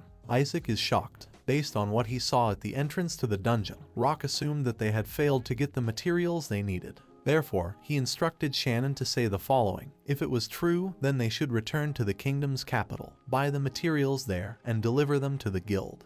She had seen the required materials on sale outside the city. Rock believes that Isaac was counting on him not having all the materials, in the name of victory, to run to buy up the shortages at the store. However, even then they had plenty of materials, and those goods that Isaac bought at a high price were from his stock. Accordingly, if it were not for Isaac's greed, he would not have wasted so much money. Isaac is very angry. He resents the way Rock got to the dungeon before they did. Rock clarifies how carefully they studied the map, for there was a clue. There was a faster but dangerous path, in a straight line from Kronto to the dungeon. Isaac is furious. He was interrupted by Kara. Turns out she knew about it. Isaac became indignant. Why, knowing this, had she not said anything? Kara stood her ground. Kara doesn't think it was right to take the road through the dangerous forest. Isaac resents it, because it's a competition for them to continue being S-rank adventurers. Isaac wants so fiercely to defeat Rock, except he hasn't noticed that he is the only one who is hungry for victory. Isaac gritted his teeth in anger. Rock thanked him for defeating the Goblins. This act was indeed beneficial because the Goblins were bothering the villagers of Chaosino village,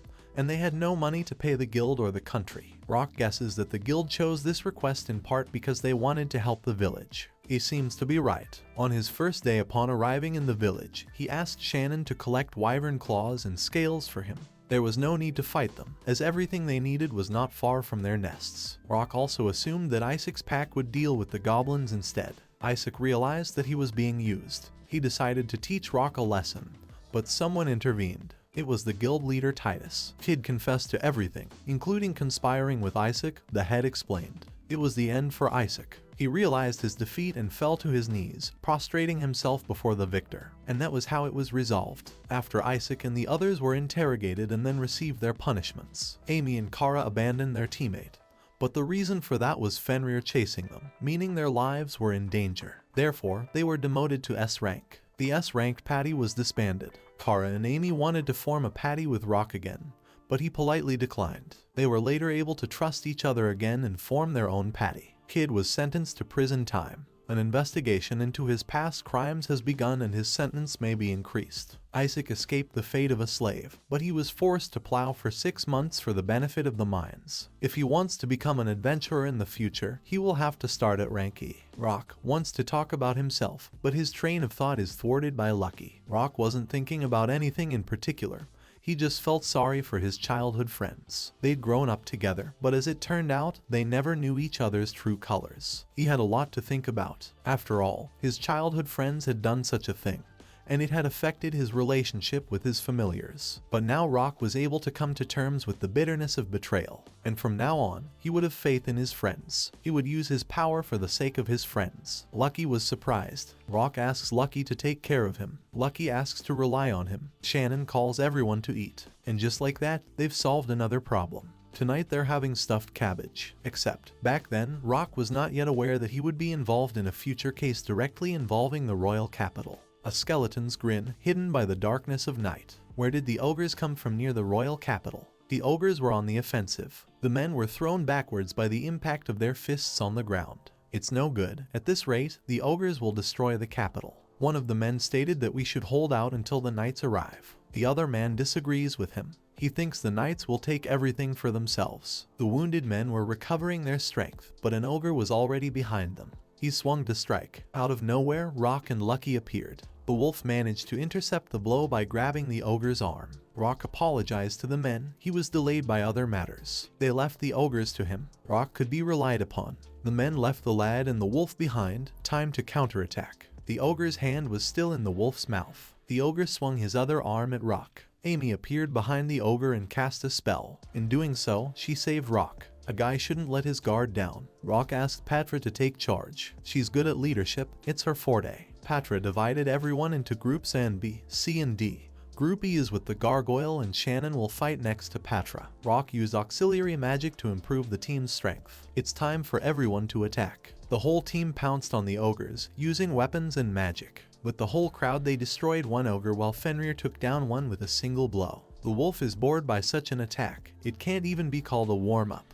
Lucky is very strong, although the ogres themselves are about a rank. Patra seems to be doing well. She is able to coordinate the adventurers and fight the ogres at the same time. She and Shannon make a good team. That's what you'd expect from an ant queen. Someone chuckled. Rock turned around and saw Ant and Gargoyle in front of the ogre. They were attacking the monster. The gargoyle used a magic wind bullet on the ogre. The gargoyle was horrified, for the magic did not work. Rock remembered that the gargoyle's magic was still sealed and he was unlikely to remove it himself. He needs help. The team stood surrounded by crushed ogres. The last one is defeated. The boys rejoice, they did it. As expected of Team Rock, the citizens of the capital are saved. But ogres rarely appear in these neighborhoods. It was unheard of for 10 of them to attack at the same time. Rock pondered, trying to figure out what was going on. Kara used healing magic on the wounded. The people are grateful for her healing. If they are truly grateful, Kara doesn't mind accepting a gift of new clothes at all. Everyone she has given a piece of her magic to remains in her heart. She'll probably never change. A troop of Imperial Knights on horseback appeared in the capital. The captain of the Imperial Knights, Marcus, thanked Rock's team for their cooperation in researching the ogres. To find out the reason for the ogres' rampage today, the knights will take their bodies for further examination.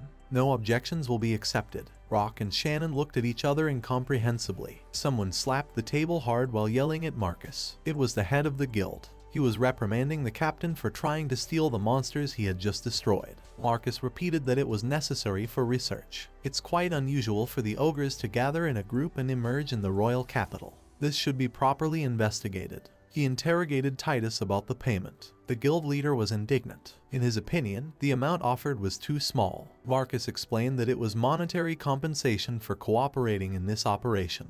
Trade had nothing to do with it. The captain of the knights appeared completely unperturbed after the battle. There was no cooperation on his part. Titus grabbed him by the breast. Those who fought and risked their lives were precisely the adventurers. That's why Marcus is obliged to pay an equal value. The captain nonchalantly asked Titus to let him go. Is he picking a fight with a knight? Titus was indignant. They were interrupted by the guild administrator. Rika came with the vice captain. They will take over this conversation.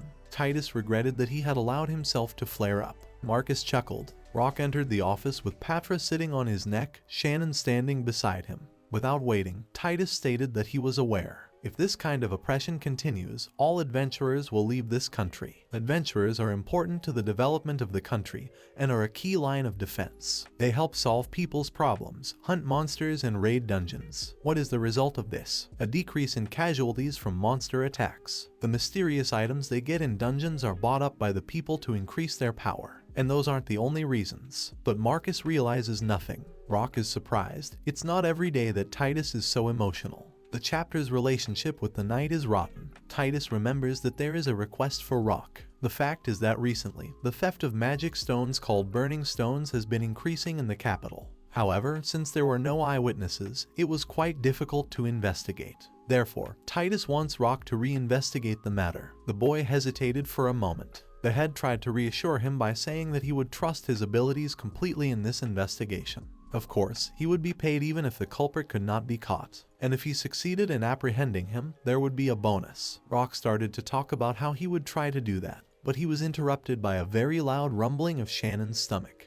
She is embarrassed that everyone heard it. As they left the guild, the team began to gorge themselves on something delicious. It's the capital's specialty, Kronto boar meat threaded on a skewer. This meal is inexpensive, and because of the presence of lard, the food just melts in your mouth. Shannon is very uncomfortable about what happened earlier. The whole guy and the guild leader were busy having an important conversation. She shouldn't worry, Rock was hungry too. Since the guys were full, it was time to move on. Rock glanced at the armor nearby. The boys went into a store with weapons and equipment. The salesman greeted Rock. His name is Matteo. He had heard that so many things had happened to Rock's previous comrades. Those people dared to belittle his support magic. It's not the smartest way to save their lives. Rock was surprised that Matteo knew about his divine protection. Of course, the salesman knows about it. After all, he owns a gun shop, and their equipment was not S-class at all. Rock laughed nervously. Matteo asked, "What brings a guy to the shop?" Pointing at the ants, Rock explained that he wanted to find the right gear lasted.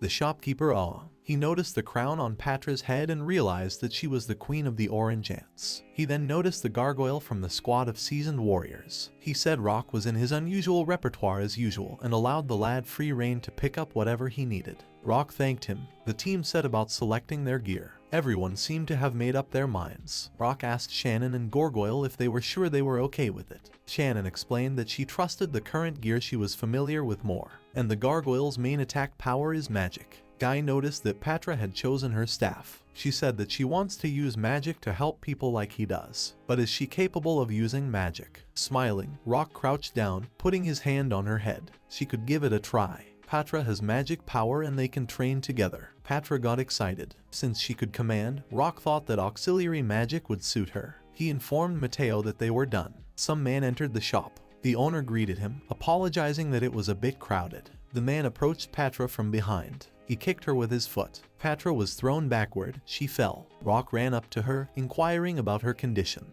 The man resented having monsters in the shop. He thought it was ugly. He called Rock an unaccomplished animal tamer who should not have brought the woman and the monsters. The sudden appearance of a man disturbed the peaceful atmosphere. An unidentified man believes that Rock is only flashing his eyes because he has a few monsters that are willing to fulfill his every whim. Smirking, the man asked who Rock thought he was. He held Patra with his hands. She made a sound and Rock inquired about her well-being. The Ant Queen was perfectly fine. If this was training for a surprise attack, he should have struck much earlier. It was very easy for Patra to defend himself. This was what was expected from an rank monster. The man shouted, attracting the guy's attention. He asked again if Rock was aware of who he was. The boys did not know who the man was. Patra assumed he was a bully, and Gargoyle thought he was someone who liked to kick young girls. After scolding them as filthy peasants, he decided to finally tell them who he was. This person's name is Miss Lee. Not only was he born in the high noble land, but he's also likely to become the next leader of the Night Order. Do they know what could happen if they engage someone like him in battle with the entire Order of Knights? His threats don't scare Rock. He demands his apology to Patra. Miss Lee stood before Shannon, demanding that she be withdrawn from him.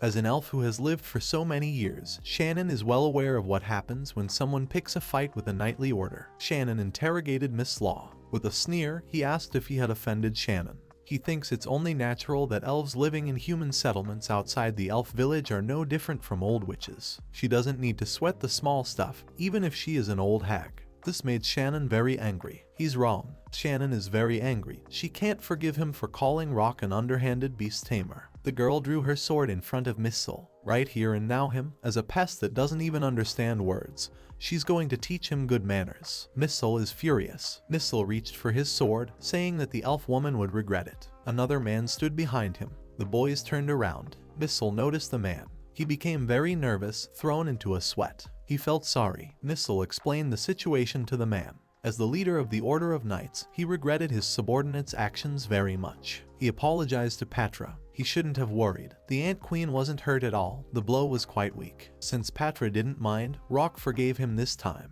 The leader of the order apologized for what had happened, addressing him by name. Rock was surprised that it was the man who knew him. Of course the knight knew him, for in his opinion the only people who don't know about Rock, a capital S rank adventurer, are underdogs like Missile. The man asked Missile if they were done with the investigation. The answer was in the negative. He then approached the shopkeeper, trying to find out how often the burning stones were stolen. The owner replied that about 1 or 2 stones were stolen every week. Rock asked the knight about the criminal's purpose. Unfortunately, the knights did not find out the criminal's purpose. At the moment, 1 burning stone is missing in the area every 2 to 3 days. Before that, a large number of stones had also been stolen from the Knight's Order's storage. He asked Rock to let him know if they discover any useful information on the case. It was time for the knights to return to the main office. The men departed. Rock and Shannon escorted them with a look. The girl had expected him to be more menacing. If they hadn't had the conversation with Titus, Rock might have thought he was a good man. Rock remembered something else. He asked Matteo to show him where all the burning stones had been stolen from. The team needed as much information as possible to complete the request. The shopkeeper escorted Rock indoors. Matteo walked over to the work table, saying that 1 stone was lying on it. There are 2 entrances in this room. Probably the thief is looking to enter this room unnoticed by the shopkeeper. Why would the thief want to steal 1 burning stone? If he intended to sell the stone to make money, it would be more profitable to steal a more expensive weapon from this room. The boy was interested in the purpose of stealing the stones. He inquired where the other stones were kept. The owner pointed to a chest. It was tightly closed. None of the stones in this chest had previously been stolen. Rock is unable to make any assumptions based on the information available. He approached Matteo, asking permission to summon one of his familiars since he was rather large. The shopkeeper was fine with this and the Rock called Lucky. The wolf stepped out of the bracelet. He fit in this room somehow. He resented the guy calling him into such a tight space. Rumors had reached Matteo.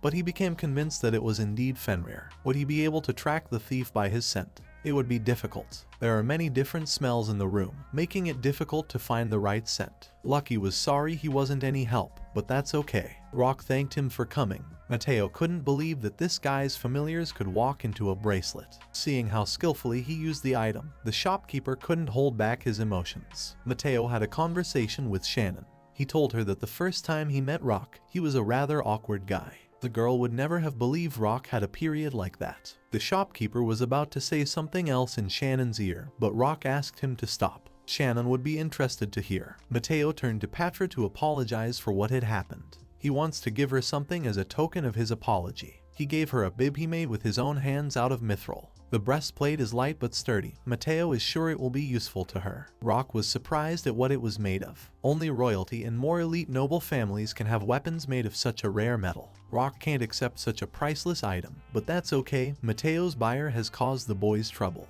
A noble family asked the shopkeeper to make this breastplate for their child, but he fell seriously ill and can no longer use the breastplate. The noble family left the disposal of the bib to the man, but he could not accept that he would have to destroy what he had worked so hard to make. Matteo would be very grateful if the item was useful to the boys. He had already received payment for it. Rock understood everything and accepted such a valuable gift. But first Matteo has some tweaking to do. He asked the guys to come back in a few days. The next day, orange ants with weapons stand in front of a herd of boars. Rock is surprised that he was able to defeat the huge boar with one blow, for it is a B-rank monster. The ants continue to fight and are quite successful. The boy is amazed. Amazing adaptability. They all mastered their weapons in one day. He thought they mostly fought with their bare hands. He never expected their fighting ability to increase so much, just because of the weapon in their hands. Rock looked at the ants with amusement. He looks forward to their continued growth. The enslavement of the boars was complete. This request allowed them to test their skills with their new weapons. The boys didn't seem to have any problems. Rock was approached by one of the ants. It was Bee. Rock asked how he was doing, if she was in pain. Bee waved her head negatively. It was Patra who called out to him. Smiling, she put her hand to her head. Rock, looking at her, understood everything. The boy crouched down, stroked Bee's head and praised him. Bee was very happy. The other ants, seeing this, swooped down on Rock. The satisfied ants lay in a heap. Boy confused, he heard something. A voice informed him that the sacred beast wyvern was about to be born. Would he befriend her? Besides the ants being cute and strong, a new ally is about to be born. Making new friends. Everyone was happy to see them hatch. They had done a good job. Rock thanked the sky bird for taking care of the eggs. Who would have thought that the eggs he received then would hatch so soon? Lucky was even a little surprised. He was sad. Rock had befriended the sacred beast wyvern. Now he could improve 3 places or objects in this dimension. The options of available improvements appeared in front of him. He chose the hot springs, the mine, and the banana tree. The selected objects improved. The hot spring, located on an elevated area. From the looks of it, the sensation of bathing in it must be amazing. They now have a mine. Perhaps Rock will be able to create his own weapons and forge armor with special mills in the mini monster garden. Also, banana picking has become available to them. The guy enjoys watching the mini monster garden develop. He offered to return to the guild for the time being to report back on the fulfillment of the request to subdue the huge boars. Riding Fenrir, the boys set off on their journey. Rock shared with Shannon that he was going to cook the meat of the huge boar, and then they would sell the unused meat at the market. Rock started to talk about fur and tusks but got distracted. Lucky heard something and stopped. He saw a fireball above a set of crosses. Assuming it might be a ghost, the wolf rushed to check. Lucky led the boys to the crosses. The fireball disappeared. Shannon timidly approached Rock, tugging on his sleeve. Stammering, she informed him that she didn't think much of ghosts. Rock stroked her head. He tried to reassure the girl. After all, they're close by. If it was too hard for her, she could always wait it out in the mini monster garden. Shannon calmed down. The guys were standing near someone's grave. Rock started looking at the monument. The inscription said that the great sage Dortmort rested here. Rock seemed to know that name. Dortmort is often referred to as the Great Sage. According to legend, she made great contributions to the country. She possessed incredible knowledge and wisdom. Also, for the sake of this country, she alone went to the castle of the demon lord and forced the demons to sign a ceasefire agreement. The peace they have now is the merit of her noble deeds. Shannon is admired. This is an incredible person. But, so the legend goes, they will never know if she was really such a person. The sun was already setting. It was time for the boys to head back to the guild. Upon arriving at the guild, the boys heard someone resenting the request. It was Miss Lee. Rika explained to him that the problem lies in the details of the request. She couldn't say for sure if any of the adventurers would be willing to fulfill the request for the offered reward, so she told Miss Lee that she couldn't give a definite answer. Rock inquired as to what was going on. The knight recognized yesterday's beast tamer. He was just in time. Miss Lee demanded to accept his request, holding out a paper to Rock. The lad proceeded to study it. The request stated that several used burning stones had been found in the sewers. They are looking for a person to clean and investigate the sewer. Rock looked indignantly at the reward line. It was 30 gold coins. Missile is asking the adventurers to practically volunteer. The reward is too small. To Miss Lee, it doesn't make any difference. He expects that the request he, the noble and future commander of the Holy Knights, has provided will be accepted regardless of such trivialities, and Rock should consider it an honor. Miss Lee is furious. He believes that the guild exists mainly to help the knightly order with their various errands, and everyone should stop making a big deal about it and just approve his request. He called Riku a useless and ugly woman. The receptionist interrogated him about what he called her. Missile confirmed what he said. Riku resented such a statement by the knight. Missile is infuriated. The guild administrator smiled sweetly. She is self-understanding and will stick his request on the bulletin board for now. The enraged knight left, shouting one last time that he didn't care. Rock walked over to Rika. By continuing to fight, she will only cause trouble for the others. All she has to do is learn from this experience. But there's something more important. He was definitely trying to insult the guild and its administrator. If he dared to do such a thing, then she would do something bad. Rock, looking at the request, thought about the sewer. They headed that way. The smell was not pleasant. The boys covered their noses with their hand. Apparently, somewhere in there the used burning stones had gotten into the sewer. Rock applied purification magic and the rocks appeared. It wouldn't be enough to gather the necessary evidence. Shannon decided to check further. Perhaps she would find rocks not previously discovered. She needs to be careful. The floor is very slippery. Shannon tried to demonstrate that she had no problem keeping her balance, but she slipped and began to fall. Rock managed to pick her up in his arms. It's great that she believes in her own strength, but overconfidence is dangerous. Rock smiled. They looked into each other's eyes. It was time for them to go back. It was getting quite dark. Rock offered to keep Shannon company at Hot Springs. She was delighted at the offer. Rock is surprised. They can already fly. Wyverns grow fast, but they can only fly at a height of about 2 meters. The gargoyle and the skybird taught them to fly. Rock was surprised that the gargoyle could fly. His wings are not for beauty. He boasted that he could fly with both boys on his back. Upon learning this, Rock asked him to fly around the outskirts of the capital. The boy walked over to Shannon.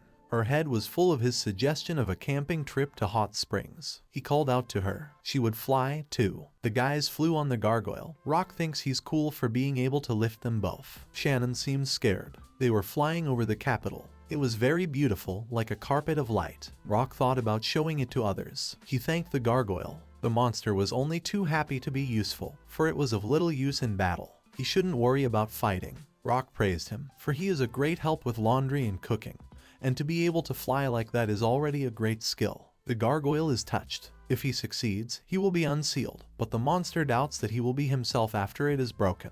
Rock suggested the whole bunch fly when the wyverns grow up. The gargoyle likes the idea. Guy hopes to have a familiar that can fly and still be able to pull Lucky as a passenger. The gargoyle just happens to have one such familiar monster. He was talking about the Griffon. It's quite large, so it should be able to fly while carrying Lucky. It's the gargoyle's best friend, so it will help them anyway. Rock to offer to visit Griffon after completing the request. It's time for them to go back. The boys gather at the hot springs. The ants happily jumped into the water. The view was amazing. Shannon laughed. She didn't think they would all be there together. The boys sat in the spring and enjoyed themselves. Lucky also splashed in the spring. He really enjoyed it, even though he hates baths. He doesn't like baths, but he likes hot springs. It's spacious and deep, and he can put his whole body under the water. It was Rock who took Fenrir with him from that dungeon and gave him the opportunity to enjoy the hot springs. He was very grateful to the boy. Rock smiled. He should be the one saying thank you to Lucky. Without him, he would have perished in that flame of destruction. They bumped fists in a friendly manner. The boys were having fun.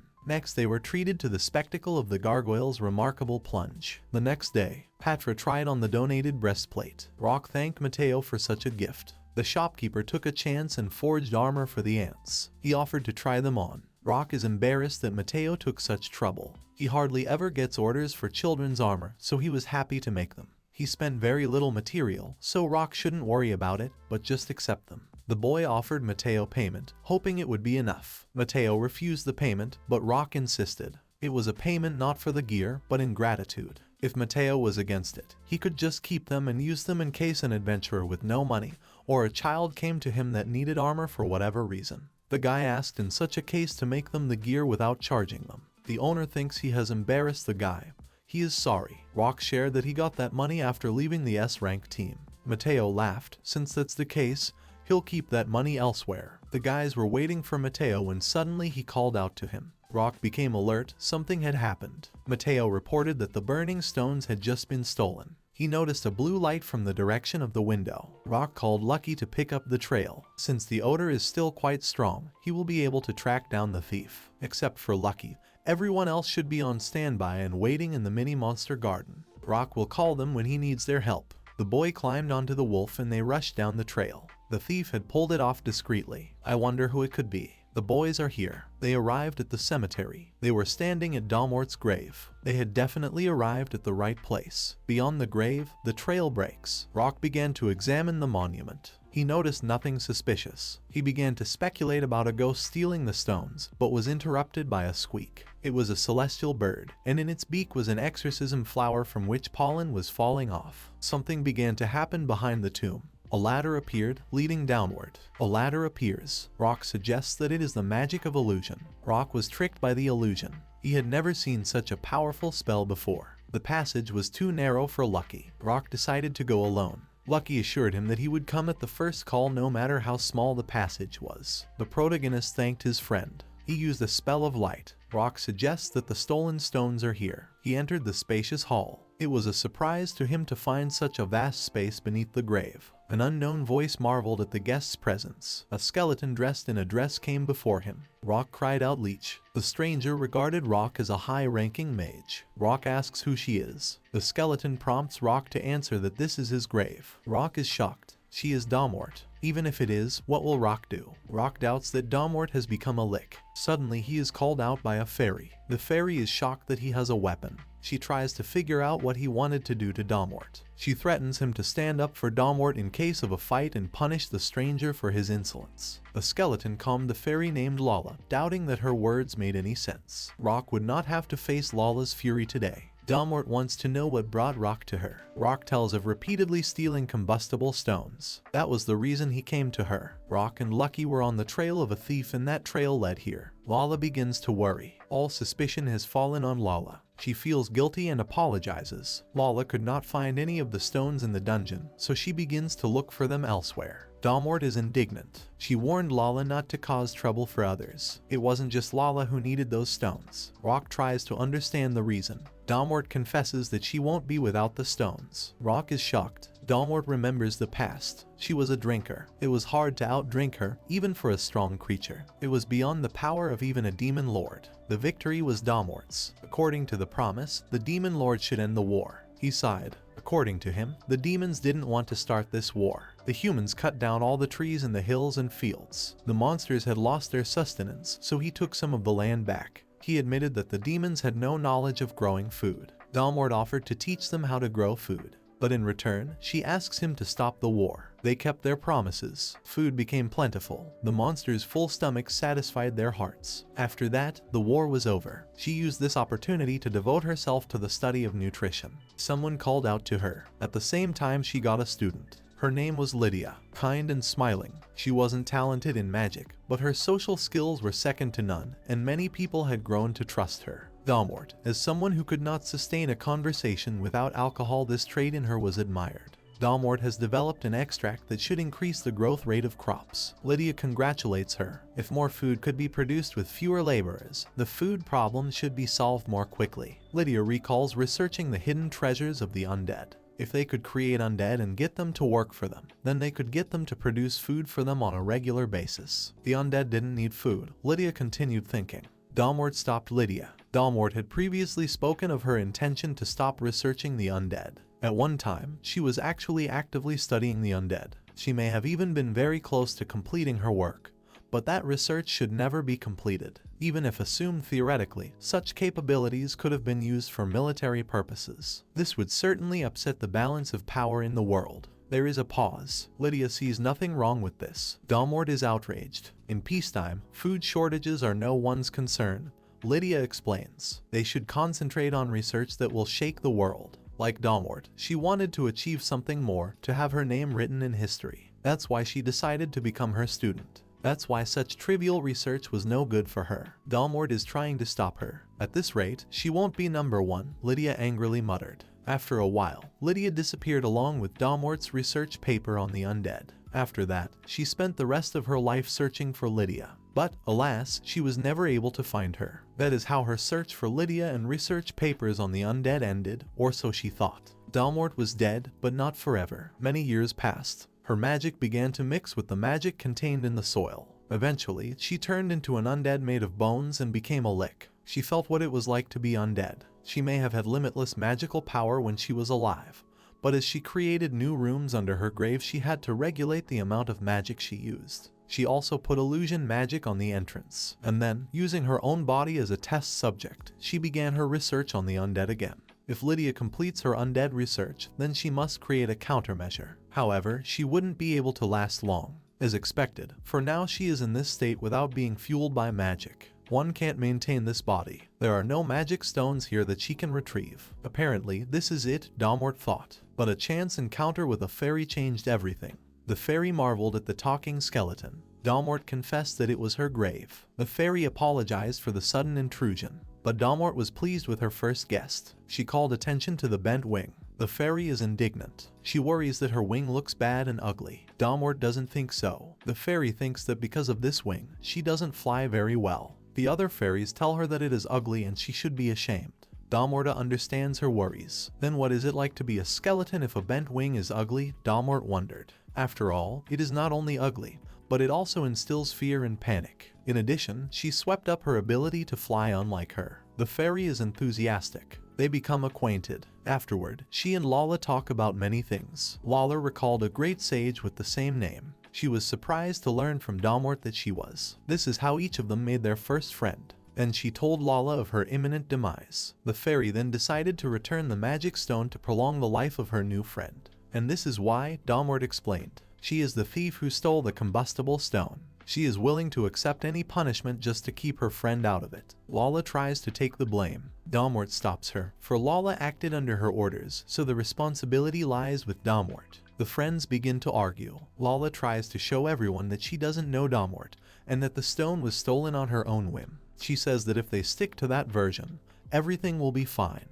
Dortmort asks her not to risk Lala for someone who will soon end her journey. Lala disagrees, for she is her first friend. Watching this scene, Rock thinks that a crime involving magic, even if it is just theft, has a high chance of resulting in the death penalty. He ponders that Dortmort had the option of simply escaping. However, she chose honesty and chose to atone for her crimes. Two people with kindness bore the guilt for each other. Rock wants to do something for them. Rock summarized, they both definitely committed shoplifting and knighthood. Lala admitted to stealing from the store, but she knew nothing about the knighthood. Rock didn't expect this turn of events. He wondered if they were unaware of the huge amount of combustible stones that had been stolen from the Knight's Order. They were unaware Lala had brought only one combustible stone. Rock estimates the fairy's build. Rock believes there is another thief. They notice the sounds. Something was happening outside. The royal capital was in flames. What was going on? The capital is engulfed in flames. Rock and Lucky return to the capital. Dortmort coughed, drawing attention. She wanted the boys to take her with them. The inhabitants of the capital were attacked by creepy monsters. The guy with the sword was sending everyone to the western gate. He punished one of the monsters. It wasn't easy. He was trying to catch his breath properly. Another monster appeared. He knocked the guy to the ground. Out of nowhere, a guild administrator with a huge hammer popped up. She saved the guy by throwing the monster away. The guy thanked her. Rika wasn't happy that the monster attack happened when there were so few adventurers. Rock and Lucky rushed to the capital. They ran up to Rika. Rock, with frantic eyes, asked about the situation going on in the capital. A huge number of monsters stored in the Night Order suddenly turned undead and went on a rampage. Rock couldn't believe it. The adventurers helped fight back, but only holy magic could stop the undead. Moreover, ever since the Night Order started taking away the corpses of monsters, many adventurers had moved to other countries. The guild has sent a call for help to the guilds of other countries, but it will still be a while before help arrives. The guys noticed that the monsters had surrounded the girl. Rika rushed towards her. She's counting on Rock. The administrator deftly handled the monsters and saved the girl. Apparently, this power is derived from those scientific papers. In Dortmort's opinion, the magic that hovers around is because of Lydia. She used the burning stones as a nucleus to feed the undead. In this way, she was able to complete the research on the undead, which means that she is behind the theft of all the missing burning stones. Without explaining what was happening, Rock summoned all of his monsters except for the wyverns. He explained to his team that it was to destroy all the monsters and protect the humans. He left the right to give instructions to Patra. He was about to say something else to the boys, but he noticed orcs approaching. Dortmort used the magic of the infernal dungeon. She wants to help too. Everyone is shocked by her magic. She's awesome. Rock introduced his new acquaintance and her pixie Lala to his friends. Dortmort is also undead, but she's an ally of the guys, so there's no reason to worry. Everyone was happy to meet. Dortmort clutched her skull. She needed magic stones, for she was on the verge of death for consuming too much magic. Rock turned to Patra and she gave out some stones. Dortmort is surprised that these stones are of high quality. With this amount, she will be able to envelop the entire kingdom in a sacred barrier and destroy all the undead. It was true, but it takes time to cast the spell. The boys would easily help Dortmort and buy her time. The company rushed to the attack. Rock and his monsters fought fearlessly, defeating the monsters. The ants seemed to take great joy in this. Rock warned everyone to be careful. The undead would revive some more. He glanced at the monster lying there. It started to disappear. What could this possibly mean? Even Shannon and the other adventurers can't defeat them. Only familiars are able to do so. Rock realized something. He asked Shannon to tell the other adventurers to support his familiars. His skill endows their attacks with holy properties. A ray of hope appeared. The adventurers teamed up with the familiars to fight very successfully. They had already destroyed most of the monsters. There was still a little more to go. An order of knights arrived at the capital. Guy asked why it took them so long to get there, but the order didn't answer. The commander's eyes were blank. Something was wrong. He aimed an arrow. The knights shot arrows at the lads. Lucky managed to protect the boys with his tail. Rock thanked him. It turned out that the wolf had hardened his fur with magic. The boy didn't understand why the knights were attacking, since they were allies. Rock looked into Marcus's eyes. They were red. The captain informed the squad that there were enemies ahead. He gave the command to destroy them. Patra doesn't know what to do. For now, it should just stun them. The gargoyle began to summon the wind spirits. Using the storm magic, he threw the squad back. He seemed to have succeeded, but the knights are still able to stand up. Rock pulled out his daggers. Behind him, Miss Lee appeared. He raised his sword above his head, about to attack the boy. Patra arrived, struck him with her staff and saved Rock. The lad should not let his guard down. The knight rose again. In pain, he clutched his cheek. Rock was dumbfounded. Miss Lee recognized them. He looked around. The atmosphere was a little strange. Nissel's eyes looked normal. Perhaps he had been set right by a blow. Knocking them out with magic didn't work, so we have to use force. Rock informed everyone of his hunch. After hitting them with a physical attack, the knights will come to their senses. Miss Lee was still trying to figure out what was going on. Rock explained to him that the capital had been attacked by an undead army, and after that, someone had brainwashed the Night Order. The guy asked to leave this place to them. The knights should help the civilians evacuate. Muscle didn't listen to him, because he's a knight of the Knightly Order and it's his duty to fight and protect people. All the monsters who harmed the people of the kingdom will feel the wrath of Missile. Rock tried to stop him. He couldn't do it alone. But the knight did not listen to him. He felt that small gnats were not even worth being distracted by. It was better to attack the big game. The knight rushed at the huge orc and stabbed him in the back with his sword. The orc looked back. Its damage was minimal. The monster easily tossed Missile aside. The knight fell to the ground. The orc swung his huge fist at him. There was a mighty blow. The boys who had been watching the scene widened their eyes. Patra stood between Missile and the ogre's fist. She seemed to have taken the entire blow, thus protecting the knight. A weakling like him should have just run away. Rock rushed to Patra's aid. Even if she's a rank monster, 2 blows from an orc would still be too powerful for her. Taking the orcs out of the way with his daggers, Rock tried to reach Patra. He saw something. The orc crossed his palms over his head. Patra didn't realize what was happening. Meanwhile, the orc swung his arms downward. He delivered a powerful blow with both hands against the ground. There was an orc attack aimed at Patra. The ground shattered beneath his huge hands. Rock turned around as he heard the powerful impact. He saw the orc's hands on the spot where Patra was standing.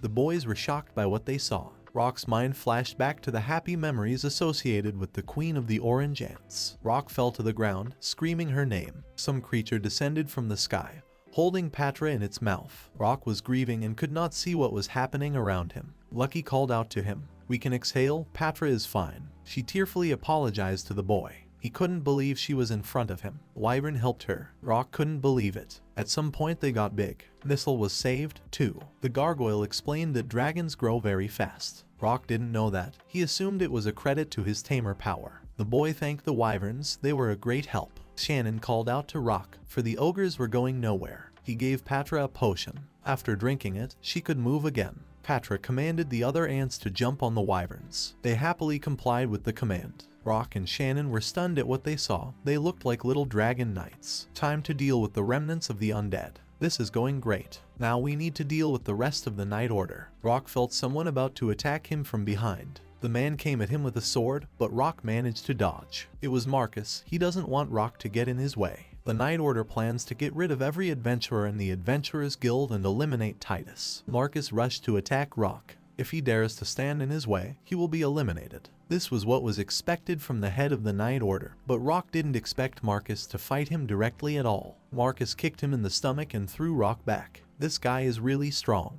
He screamed and tried to bring Marcus to his senses. Marcus thinks he's sane and really these guys are weird. Wherever they go, Titus is always there for them. He's just the head of the adventurers. On the other hand, Marcus is the king's recognized head of the Order of Knights. No matter how the others treat him, he is superior to them. He believes that this country only needs an order of knighthood. Rock, sitting against the wall and squirming in pain, tries to get through to Marcus. If the boys are going to get in his way, he is ready to destroy them. Marcus throws himself back into the attack on Rock. Lucky came running in and threw Marcus off with his tail, telling him to shut up. Marcus collapsed on top of the crates. Lucky was not happy that he was being very noisy. The wolf slept Rock. Shannon inquired about Rock's well-being. He was fine, but worried about Marcus. Marcus was making noises and moving unnaturally. What part of his body did Lucky hit him with his tail? The captain is moving very suspiciously. The wolf thinks the knight always acts like that. Marcus gave a slow and hard grin.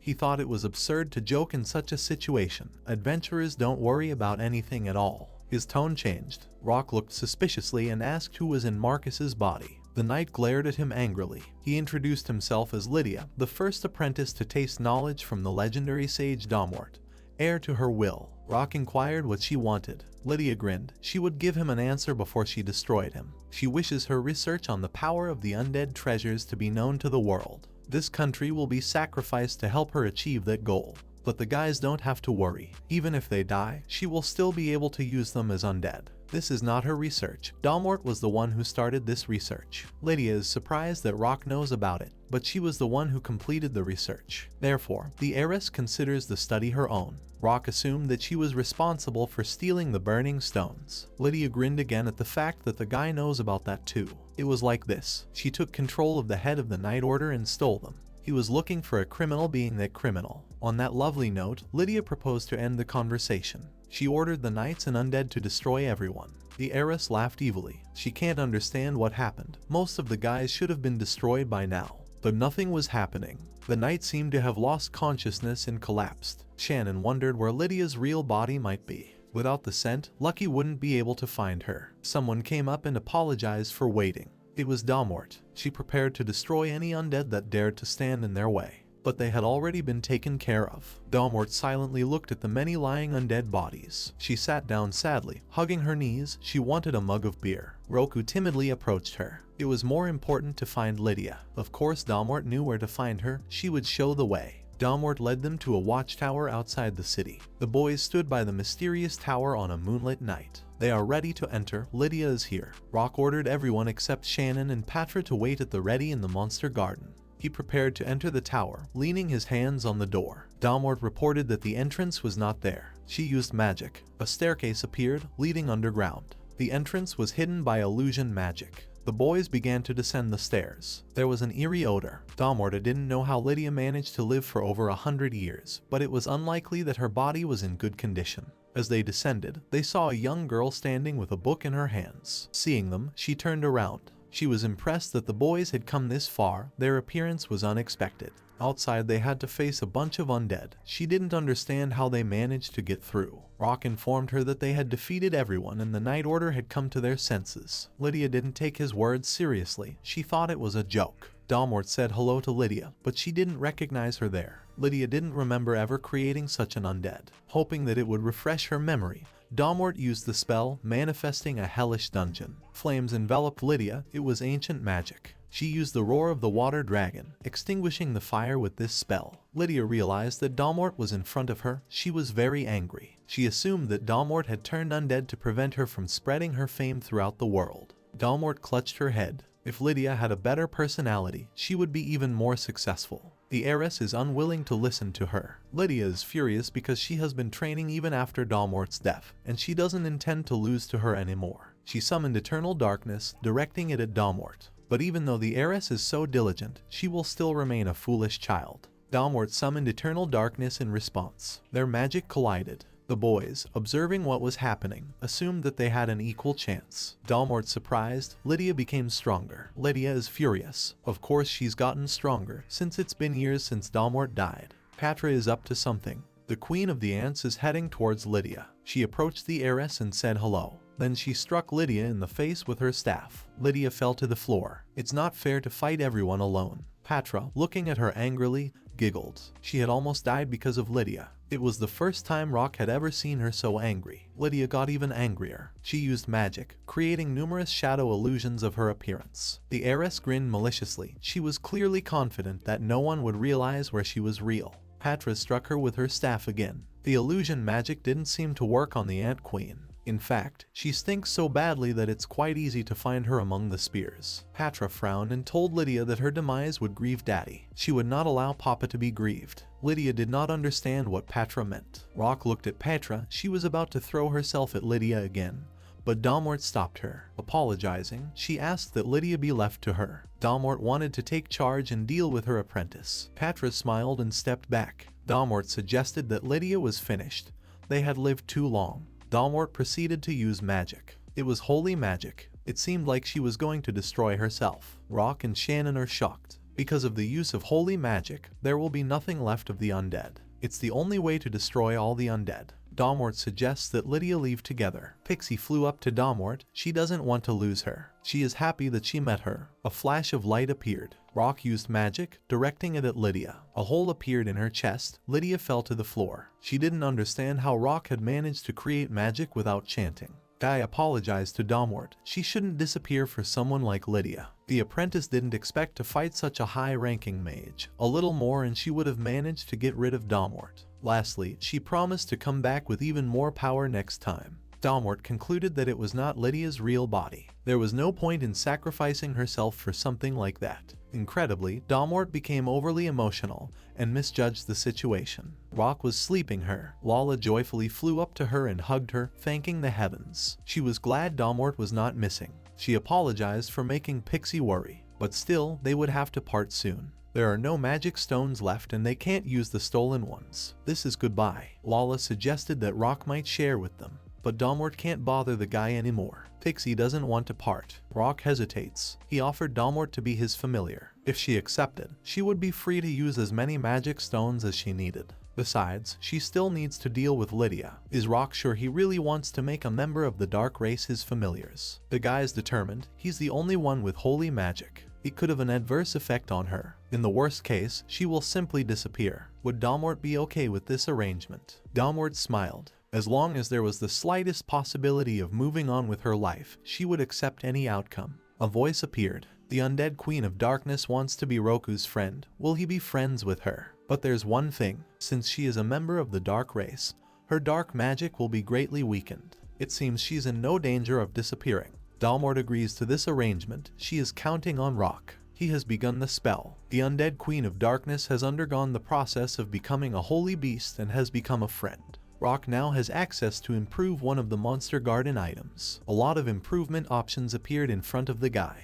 He was thinking of doing a little salt mining, so he chose a small sea. The monster garden was expanded. Rock wondered what would happen to Lala now and looked at her. Pixie was very happy. She is the familiar of the Queen of Darkness. When the Queen of Darkness became Rock's familiar, Pixie also became his familiar. Rock laughed. After all, she is capable of answering his questions. Someone called out to the boy. It was Dortmort in human form. She thanked Rock and once again asked him to take care of her. Rock smiled softly in return. He, too, was pleased to meet them. The company returned to the capital. The inhabitants were dismantling the broken rocks. Rock ordered the boys to go help rebuild the city, and he was going to go to the guild to report the request. He walked into the guild and immediately met Riku. They went into the office, and there Titus and Marcus sat in silence, arms folded across their chests. The men sat at the desk across from each other. Rock inquired as to what was going on. Riku greeted the beast tamer, only the atmosphere wasn't the most welcoming. A heavy and stifling atmosphere thickened in the room. Sitting at the table were Marcus and guild leader Titus. Rock remembered them yelling at each other, unable to believe that they were sitting quietly. He tries to find out from Ricky what's going on here. Riku tries to convince Rock that everything is fine,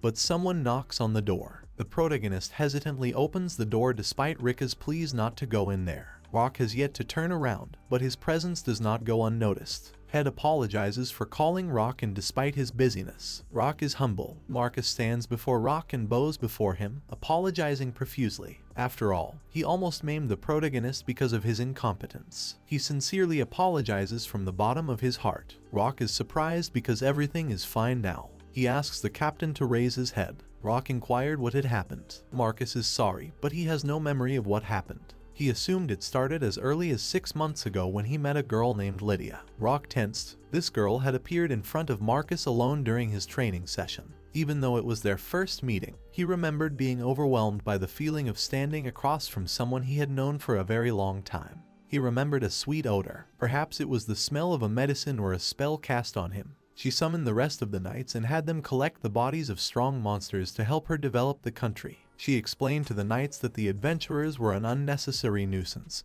and that Titus was somehow the source of all this evil. The members of the order believed in her words. As a result, they were forcibly taking over the bodies of powerful monsters. They were going to drive the adventurers out of this country. Because of this, Marcus wants to offer his deepest apologies to Titus and the entire Adventurers Guild. He is deeply sorry. Titus and Rock opened their mouths in surprise. Titus can't believe that someone as proud as Marcus bowed his head to him. The head of the guild stood up. He accepted the knight's apology. He extended his hand to Marcus, promising that he would do his best to calm the adventurers. For now, he suggested that they work together to rebuild the city. Marcus seconded the suggestion. He looked forward to their activities together. The men shook hands. Thus the knightly order vowed to work side by side with the adventurers. The guild also made efforts to search for Lydia's whereabouts, but finding her proved difficult. As the leader of the Order of Knights, Marcus would be held responsible for the entire incident. For now, the king decided to prioritize rebuilding the city, and Marcus would be dealt with after. Then another person reminded of himself. There was bad news. It turned out that the former hero Kid had escaped. He had slipped away during a skirmish with the undead.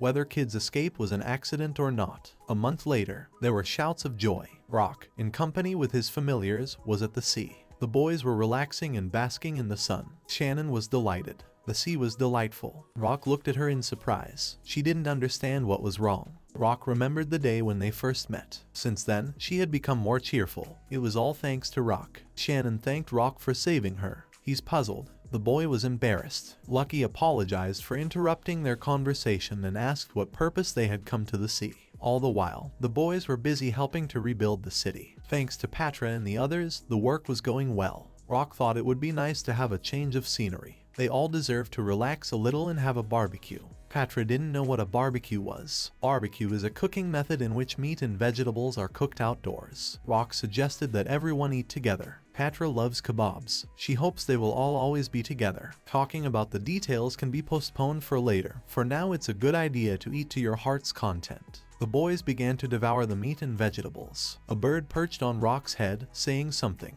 The boy remembered that he hadn't given it a name yet. He wondered. He jokingly suggested the name Yakitori, to which the bird reacted very negatively. It started flapping its wings. This joke came out of his mouth by accident. Barbecue has a bad effect on him.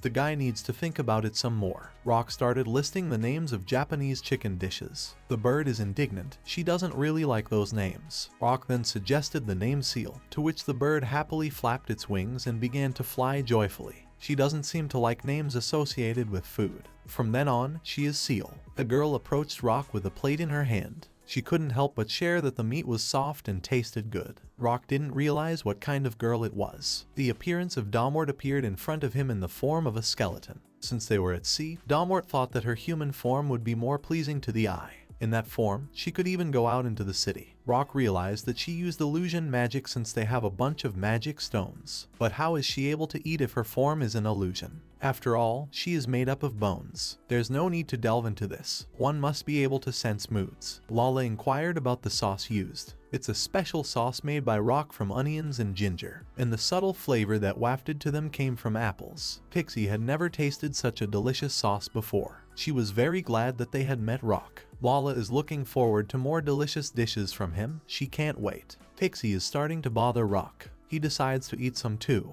The familiars were having fun on the beach. The girls were playing ball. The orange ants were happily splashing in the water that Dortmort had raised with magic. Rock gorged himself on the meat with pleasure. Afterward, he sat down on a ledge and cast his fishing rod. Lucky stood beside him. The wolf inquired what his friend was doing. Rock explained that he was fishing. By attaching a hook and bait to the string, the fish would swim up on their own and swallow the bait. Lucky found this interesting and decided to try it too. The wolf lowered his tail into the water, using it as a fishing rod. But there was no bait on the tail. Lucky thinks that with a tail as attractive as his, there is no need for bait. The boys sat on the shore waiting for the catch. They were enjoying the nice weather. Sometimes it's good to just relax. Lucky lay curled up in a ball and Rock buried himself in his fur. You can't forget how precious every moment is. There was some movement near Lucky's tail. I think he caught something. We've got to get his tail out soon. The wolf pulled the tail out. There was something clinging to the tip. Rock's eyes bulged. He tried to see what it was. It was a small creature that really liked the wolf's fluffy tail.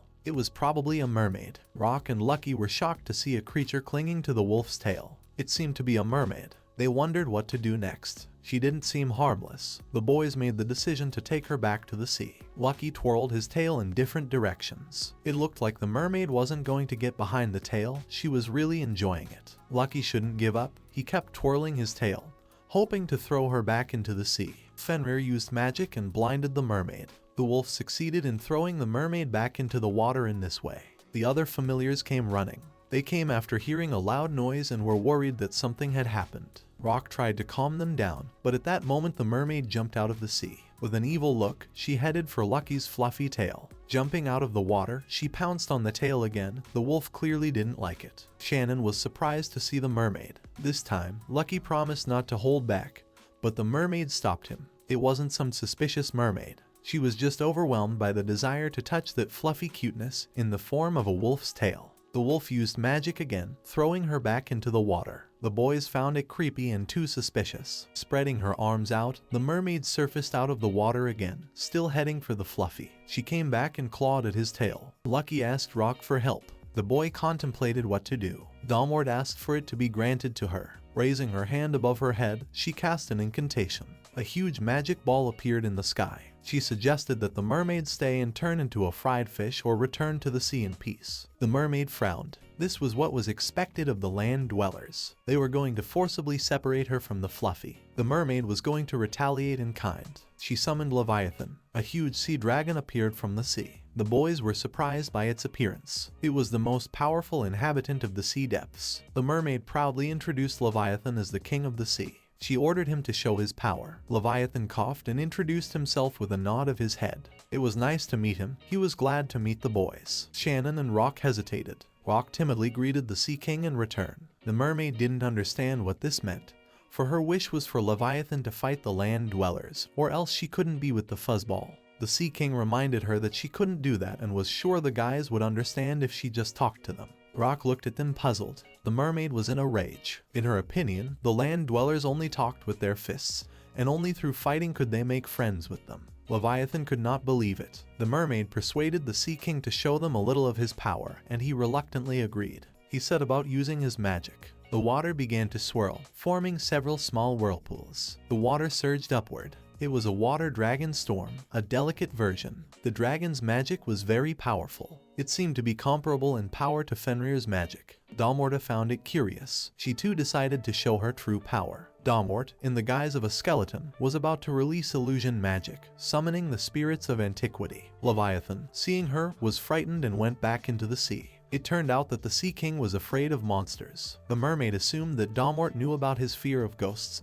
and did it on purpose. But it wasn't true, no one even suspected it. It didn't matter to the mermaid anymore, she had lost. To remedy the situation, she offered to become friends, but Rock politely declined. She didn't understand the reason for the refusal. After all, they had already exchanged fists and could now become comrades. Rock shouted that it didn't work that way. The mermaid was surprised. At this rate she would have no one to ask to help her village. Rock asked again what kind of village. Mermaid swept up that the guy already had gargoyles, wyverns, and orange ants. She asked for help for her village and the inhabitants. The lad didn't understand what needed help.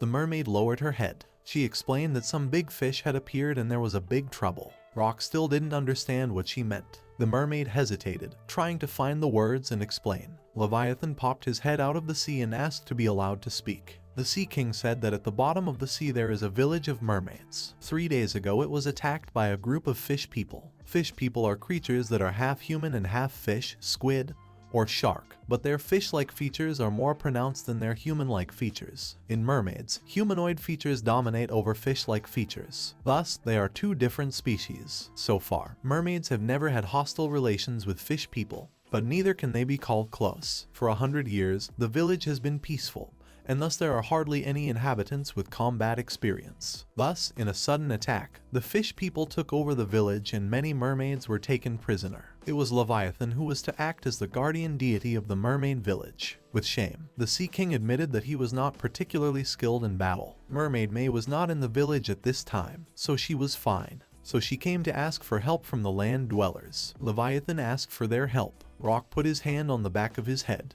Even taking this story into account, it was unclear to him how they would fight without the ability to breathe underwater. Leviathan calmed Rock's excitement. He brought some air grass with him. By eating the air grass they would be able to breathe underwater. Water pressure wouldn't be a problem either. Rock didn't even know such a plant existed. It turned out that it could only be gathered in the mermaid village. If Rock helped free the village, he could take as much air grass as he wanted. The boy reported that he could not endanger the others. Patra asked him to help them. Shannon also wanted to help, as did the gargoyle. As long as they were so inclined, it was fine with Rock. May was glad the guys would help them. With happiness, she assumed she could squeeze the soft adorableness of the wolf's tail for as long as she liked. She clutched at the tail again, but Lucky immediately threw her off with the help of his magic. Satisfied, May set off for the mermaid village. The boys, standing on the shore, looked out to see where she had been thrown back. They decided to help the mermaids. The boys dived under the water. Rock is experiencing all the benefits of the air grass. He can't believe he can breathe underwater and the water pressure is nothing to him,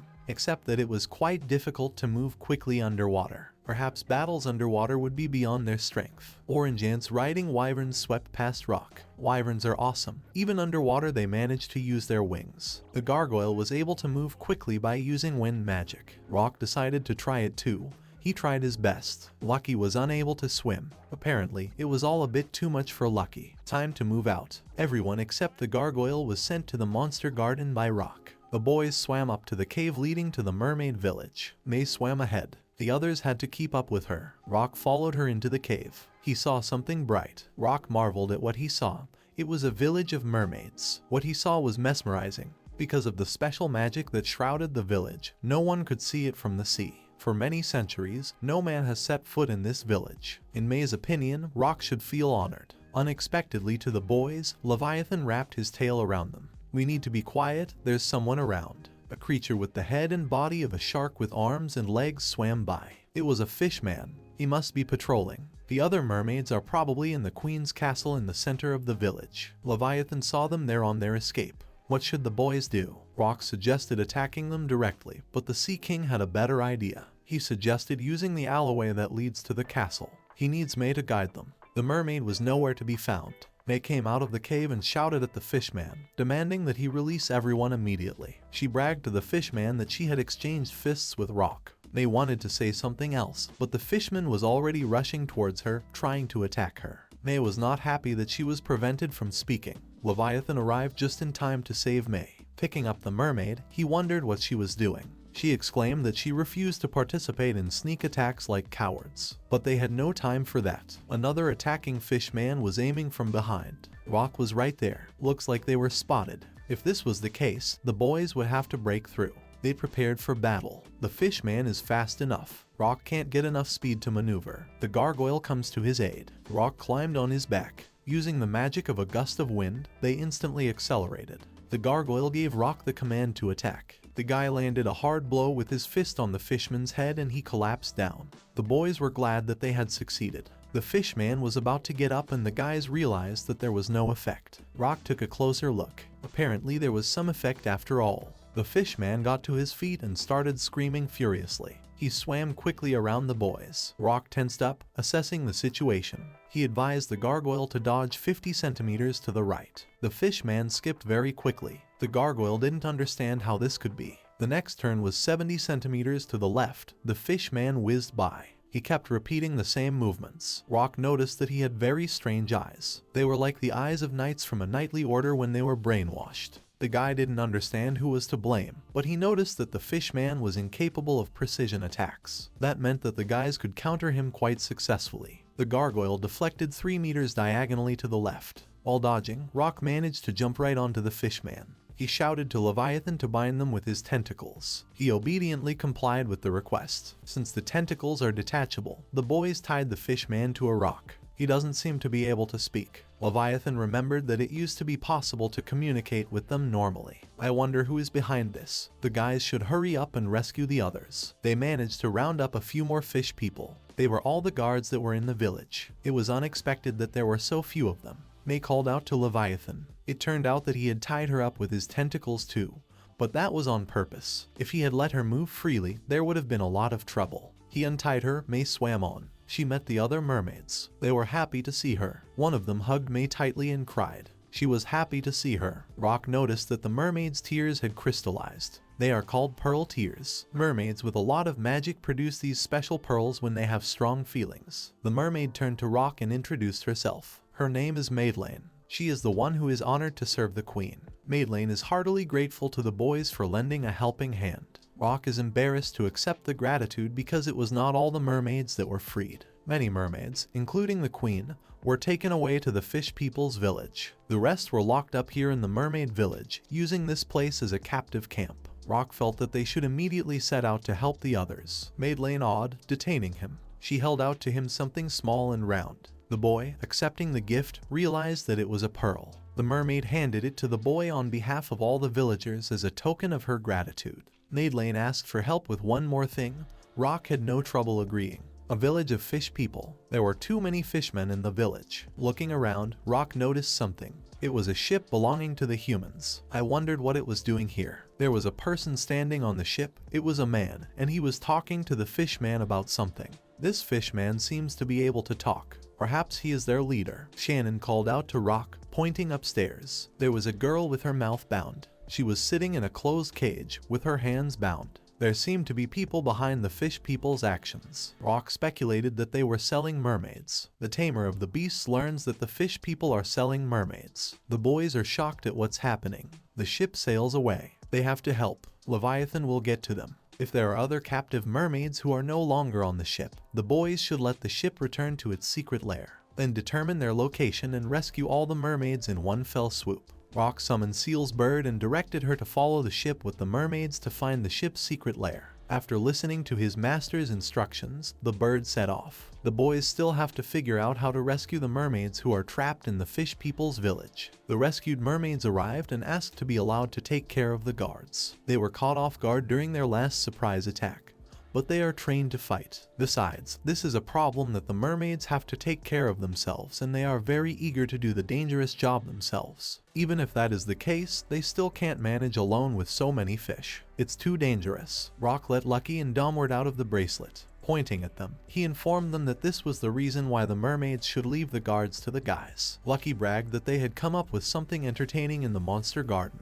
He could barely restrain himself from trying it. Rock is okay with it, but he's hesitant because it's too difficult a task. Dortmort and Lucky asked him to trust them. Rock agreed, he has faith in them. Madeleine swims up to them. She doubts that the boys can do it alone. Leviathan reassured her. These two are probably stronger than the king of the sea. The mermaid thinks it's impossible. She doesn't understand who all these guys are. Let's move out. Lucky and Dortmort headed toward the guards. Once down on the ground, the guards immediately surrounded them. Dortmort urged them to behold the full power of their combined magic. Lucky applied the magic. Magic circles formed around. He directed the powerful energy upward. After that, Dortmort connected. She applied expansion magic, thus expanding the wolf's magic. The sea began to split in two, leaving the land beneath. The fish people fell to the ground without strength. Their movement became restricted. This was the chance for the guys. We need to grab the guards as quickly as possible. Rock turned his attention to the mermaids. They too were immobilized. He had forgotten that mermaids, as well as fish people, could not move without water. Rock commanded all those who could move to swaddle their opponents. The boys set to work in friendship,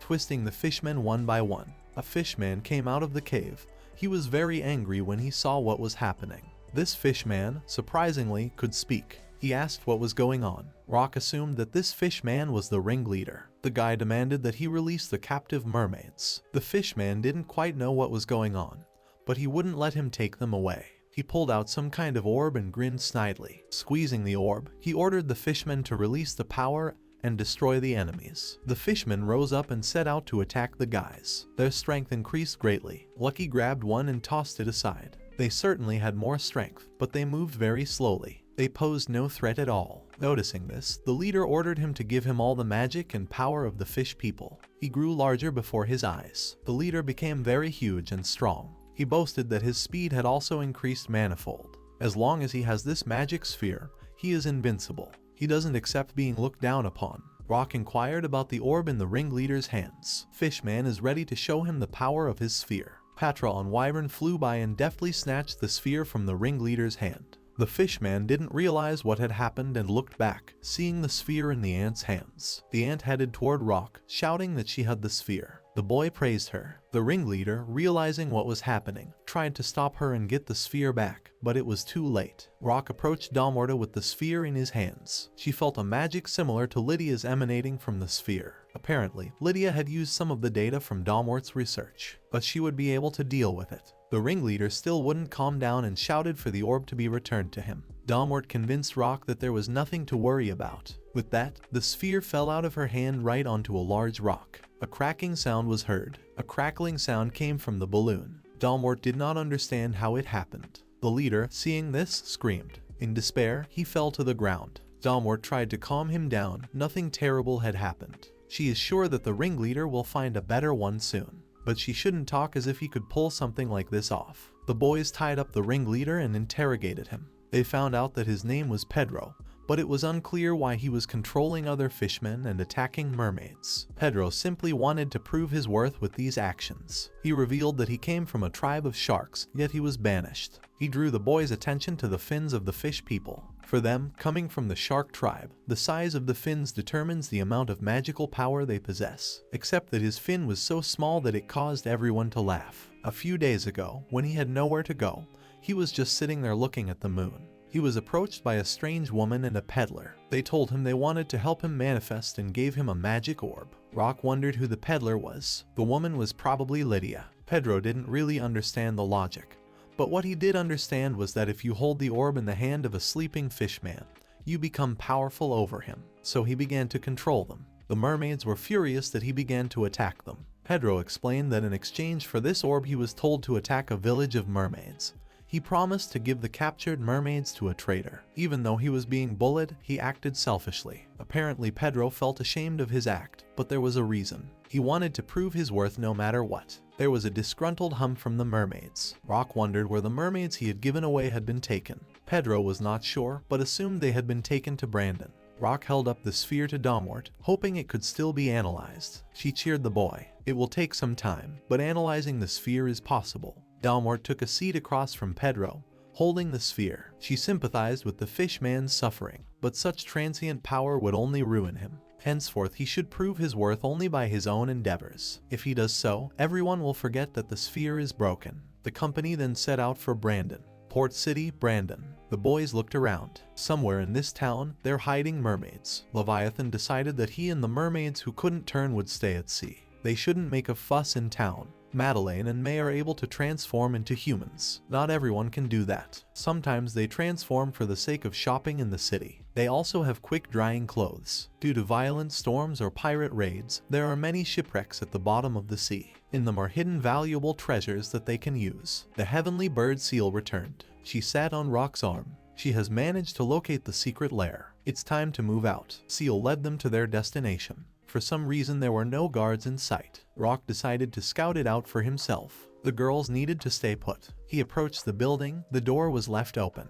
The boy assumed the guard was sloppy. Rock opened the door and stepped inside. There was some kind of noise coming from all directions. He looked around and saw many cages with various creatures locked in them. Rock took a closer look and noticed that there was something unnatural about the appearance of the monsters. He also noticed something on the floor. It was probably some kind of magic fusion circle. It seems that he was in a place where disgusting monster research is being conducted. Walking further, he came across a huge aquarium with mermaids. He tapped on the glass, shouting that he had come to help. The mermaids looked at him questioningly. The glass was too thick for them to hear him. Rock climbed up onto the aquarium. Taking out a knife, he tried to open the lid of the aquarium. His attempt was futile. It would be impossible to open without a key, and the lock was fortified with magic. Someone called out to Rock. It was one of the many monsters in the cages. He wanted to tell the boy the location of the key. It was Drackle, a member of the proud race of dragon gods, grandson of the leader of the dragon gods, Drad. He was traveling alone when he was sleepily attacked. Upon awakening, he found himself locked in a cage. He proposed a wager to Rock. If Rock would agree to free him, in return he would receive information about the location of the key he needed.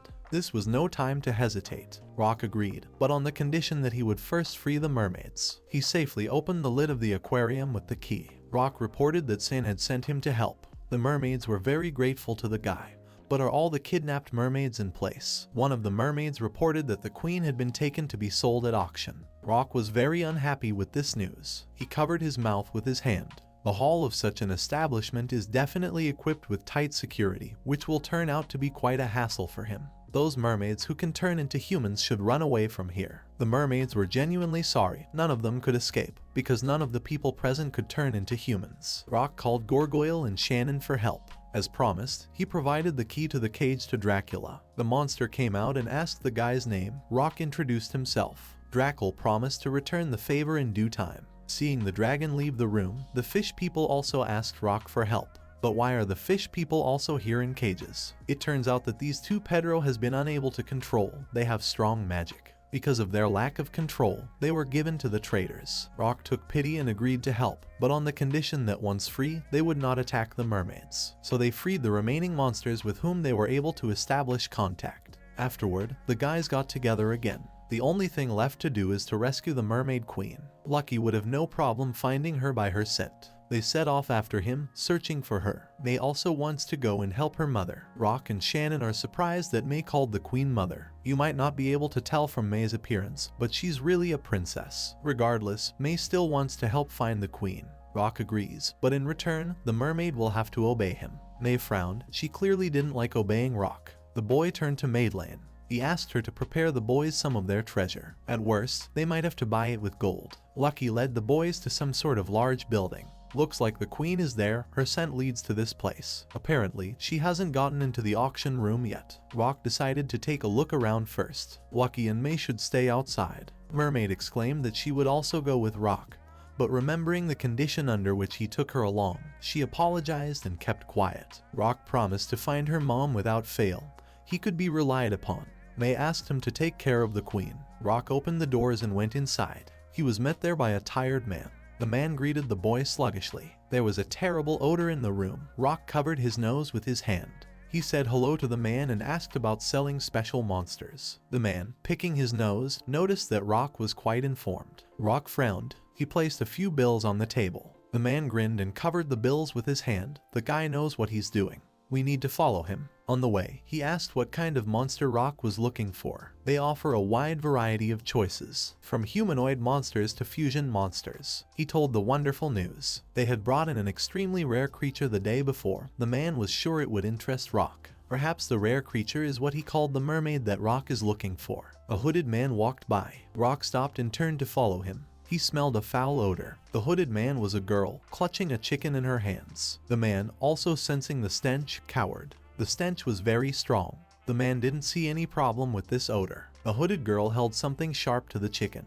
She quickly approached Rock and looked him straight in the eye, her eyes glowing. There's a very strange odor coming from her. Had the infiltration mission failed? The witch wants to know if Rock knows Lydia. Rock doesn't know who she is. The witch repeats her question again. The protagonist stood his ground. The witch seems as if she doesn't believe his words. She turns away. She senses that Rock is emanating something like Lydia's magic. Perhaps she imagined it. She apologizes for interrupting them. She leaves, slamming the door. Rock tries to find out who the stranger is. The assistant tells him that she is the sorceress Riza and she works here too. He knows she makes magical tools, but he doesn't know all the intricacies. If she knows Lydia, then Rock should be careful with her. The aide swung the door open and invited him inside. In a flask of water, he saw the mermaid queen. She's going to be auctioned off. This woman is May's mother, Rock thought. The assistant thinks she's prettier than the other mermaids. Rock wants to know the price. The assistant voiced a price in the 300 million range. To Rock, that's expensive. The assistant explained that mermaids are a species that can fight, so capturing them is not an easy task. Besides, if it was a queen, Rock should be willing to pay such a price. But even that amount may not be enough, as there is a Grizz who has his eyes on her. Grizz is the son of the rich merchant who runs this town. He doesn't hesitate to spend huge sums of money to get women or whatever he desires. Grizz can be called a foolish son for this. He will get bored with this mermaid too. He'll throw her away like all the other women he's bought. This guy's got a nasty temper. The assistant suggests that Rock drop the idea for now. If Rock really wants the mermaid, there will be others for sale during the auction. By then, the price of her will have dropped so low that Rock will be able to buy her cheap. The deputy wants to know if Rock will join the slave auction this time. Rock will participate. He has something to offer. The protagonist holds out a stack of bills. The aide thanks Rock. The auction will take place in 6 days at 6 p.m. Dob lets Rock through. The protagonist left the building, with his friends waiting outside. May pounced with questions. She was worried about her mom. Rock told her that her mother was fine for now, but she would be auctioned off in 6 days. May thinks they should help her mom before the auction starts. Rock stops her. The place where her mother is protected by very powerful protective magic. They can't free her by normal means. Rock wants to free her along with the other monsters peacefully. The method they would use to rescue them was important. For now, they should choose a more direct approach. Rock wants to consult with the guards about illegal slave trade and monster fusion. Rock's company observe a picture of the guards taking a monster into custody. This monster turns out to be Drackle. Rock wants to know why he has been caught again. Drackle is very upset that the guards in this city are turning a blind eye to the warehouses filled with enslaved half-humans that are right in the city. Drackle even informs them of the monsters that have undergone fusion. He thinks they do not believe him since he himself is a half-human. The guards silenced him. The guard refutes the half-human version of the story. The warehouse belongs to Chad, so no one would believe such heresy. Even though Chad buys and sells slaves, it doesn't make him a bad person. He founded a distribution center and rehabilitation center here. He has done a lot for this town, the guard added. It became clear to Rock the fact that Chad was selling slaves. Drackle insists on a normal investigation. Otherwise, they might have received a bribe from Chad. The guard is outraged. He doesn't like that Drackle allows himself so much. The guards are very angry with the half-man. They want him to regret what he said. The guards here were clearly in cahoots with Chad. Thanks to Dracula, Rock has figured it out. He would save him. The protagonist wants to talk to everyone else about the details of his plan. He tells his friends about it. Apparently, a peddler named Chad has the town firmly in his grasp. They can't corner him without some hard evidence. Since the Queen and Grizz were involved, they will have a hard time winning at the auction. There had to be another way. Rock asks everyone to start by learning more about Chad and Grizz. Everyone is searching for information. Rock summarizes. The following has been learned. Chad is without doubt the same man they saw on the ship. Chad is a formidable opponent. For no matter who they interview, the people in this town say that Chad is a good and wonderful man. Everyone had a bad opinion of Grizz. Some hated him for taking their wives and daughters from them. Others accused him of recruiting his own personal army and gathering brutal monsters in an attempt to take over the entire city. What on earth is this guy doing? Thought Rock. If the rumors are true, then Grizz is going to be a mess too. Looks like someone's hungry. Lucky's very hungry. Shannon suggests a good effort. Her stomach is rumbling, too. She apologizes and tries to justify herself. Rock suggests everyone have lunch since he's the one who held everyone up. Everyone is all in favor. Rock asks what he should cook tonight. A carriage passes by with a stranger. The stranger tries to draw attention to himself. He notices that Rock has a rare gray wolf. Lucky has caught his eye, so he offers Rock a generous deal. Rock immediately replies that Lucky is not for sale. The stranger is very surprised by this. He takes a wad of bills and tosses them in the air. Rock is shocked by this act. The stranger offers 20 times the market value for Lucky. Rock does not like such insolence on the stranger's part. He once again refuses the deal. No money interests him. The stranger is shocked. It seems to be the first time he has met a man who does not know his name. The stranger introduced himself as Grizz. He is the only son of the richest merchant in this town, Earl Fandel. Grizz now believes that Rock will obey his whims. Rock doesn't consider his friend a thing. He would never put him up for sale. Grizz stands his ground, too. He believes that there is nothing in this town that he can't buy. Grizz turns to his companion for help. He jumped up abruptly and began to tell him that everything in this town is the property of Mr. Grizz. For whatever Mr. Grizz desires, it will become his. Such information shocked Rock and his friends. All rejoice at the mention of the name Grizz. With that said, Grizz again proposes a deal. Rock again gives a negative answer. Grizz thinks Rock is a dullard. Suddenly, Lucky steps in for Rock. He stops Grizz from continuing the conversation. Lucky is very angry. The protagonist tries to calm his friend down. Lucky considers Rock as his only master. Even after 1,000 years, Grizz will have no right to order Lucky around. Lucky has put a lot of pressure on everyone. Grizz admires such loyalty. He offers to feed Lucky anything he wants, if only he would follow him. Grizz suggests that Rock come up with a number and multiply it by 100. Whatever it is, Rock will get that amount. The protagonist did not understand how Grizz resisted and how he managed to withstand Lucky's pressure. Rock offers to share with Grizz where he found Lucky. The protagonist doesn't stop there.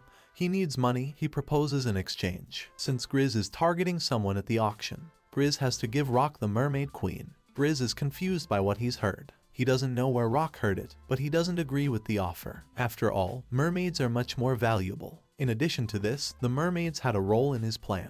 Rock wonders what Grizz is up to. Grizz considers Rock a beggarly vagrant, so a discussion with him is completely inappropriate. The protagonist is puzzled. Grizz finds him interesting, since not many people have the nerve to oppose him. The merchant's son offers to keep him company. They arrive at a luxurious palace. They walk down a luxurious corridor with high ceilings. Even Lucky would fit in such a huge mansion, Rock thought. Grizz flattered him, thinking that a commoner like Rock wouldn't have a lifetime to get such a house. Grizz brags about the bronze statue that cost him $1 billion. In his opinion, this statue perfectly replicates his appearance. White wolves appeared in the hallway. These individuals cost him $2 billion. Rock recalls that white wolves had become categorized as rare monsters. Because of their beautiful fur, they were heavily hunted. Grizz invited everyone to follow him further. Rock is in a stupor. They entered the banquet hall. The tables were bursting with the amount of food. Since it was now dinner time, Grizz started, and he could bet that they usually ate awful. The palace master insisted that everyone should thoroughly savor. True, the others didn't think so. Grizz was too delusional about them. Gargoyle food is the best. This sudden hospitality could have been a trap. Rock's friends were not so patient and immediately pounced on the food. Rock tries to stop his friends. Lucky calms him down, since the food doesn't smell of poison or anything like that. It's all become clear. Grizz is not the type to act so low. After all, he can get everything without resorting to such methods. Everyone loves Grizz, and this tires the protagonist. Now that everyone has been fed up, Grizz began to speak. We can move on to the main topic. He assured everyone that there was no need to worry about the possibility of a wiretap in this room. Grizz had taken all the necessary precautions. He offers to tell Rock about his plan with the mermaids. The fed-up Lucky has gone to sleep in the garden. Grizz offers to start a conversation with his guest. There is a pause. Rock agrees. He revealed that Lucky was the boss of the 10th floor in the Flames of Destruction dungeon. It was located outside the royal capital. However, Rock didn't know if there was another boss of the same species there. Grizz seems to know about this dungeon. As far as he knows, it's recommended for S-class. Rock didn't expect that Grizz was so knowledgeable. After all, Grizz is the son of a merchant. He He is constantly receiving different information. Rock asks why Grizz wants mermaids. The merchant's son is serious about using them for training. There is information, Grizz continued, that the fish people will soon attack the city. Chad predicted it with a disaster prediction device he owns. In the past, Chad has accurately anticipated white wolf attacks in other cities. Grizz considers mermaids to be a fighting species, and since they have a queen who leads them, he thinks they would excel in underwater combat. He wants his personal army to receive special training. In his opinion, the damage to the city would then be minimized. The town leaders have stated that if Chad's prediction is correct this time, they will spend a large sum of money to buy a prediction device from Chad. However, this seems suspicious to Grizz. Rock realizes what the secret plot is. Rock reveals that Chad is secretly trafficking illegal immigrants and experimenting with chimeras. Grizz had heard of such a thing, but there was no proof of it. Chad knew how to conduct business discreetly. As soon as Chad arrived in this city, he organized free food distribution and treatment stations, and in no time he managed to gain the trust of the people of the town. Many of the guards are bribed, and without hard evidence, nothing can be done here. Grizz complains that itinerant slave traders behave so arrogantly in his city. Rock wants to find proof of this. The protagonist believes that Grizz is not at all what they say he is. Grizz is thought to be the stupid son of a rich man. However, it turns out that he is very smart. Grizz says that he is the rich man's foolish son and prefers to be thought of as such. That way he always finds it easier to negotiate. Rock is surprised by this approach. He wants to talk seriously. If Rock manages to get the evidence against Chad, can he count on Grizz to help him expose it?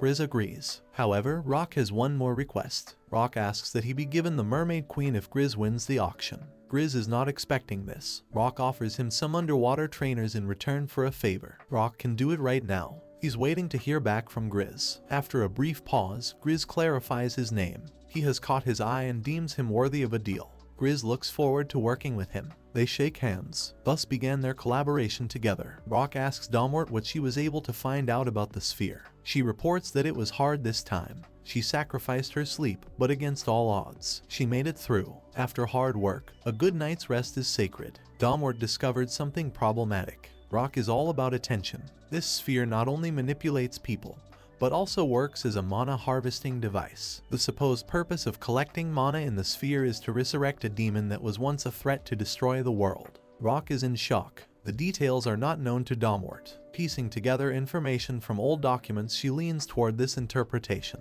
Moreover, the extent of the magical power was beyond human control. Rock assumes it is Magin. Dortmort is surprised that he now has such a name. Rock relates that Shannon was under the curse of this demon. Dortmort makes sense of it all. She concludes from the information available that it is the mana of the same demon. Who would be interested in resurrecting the demon, thought Rock. Dortmort notes that her words are only a guess. However, if her conclusions are correct, and if this is the same demon spoken of in the legends, then great trouble awaits the world after its resurrection.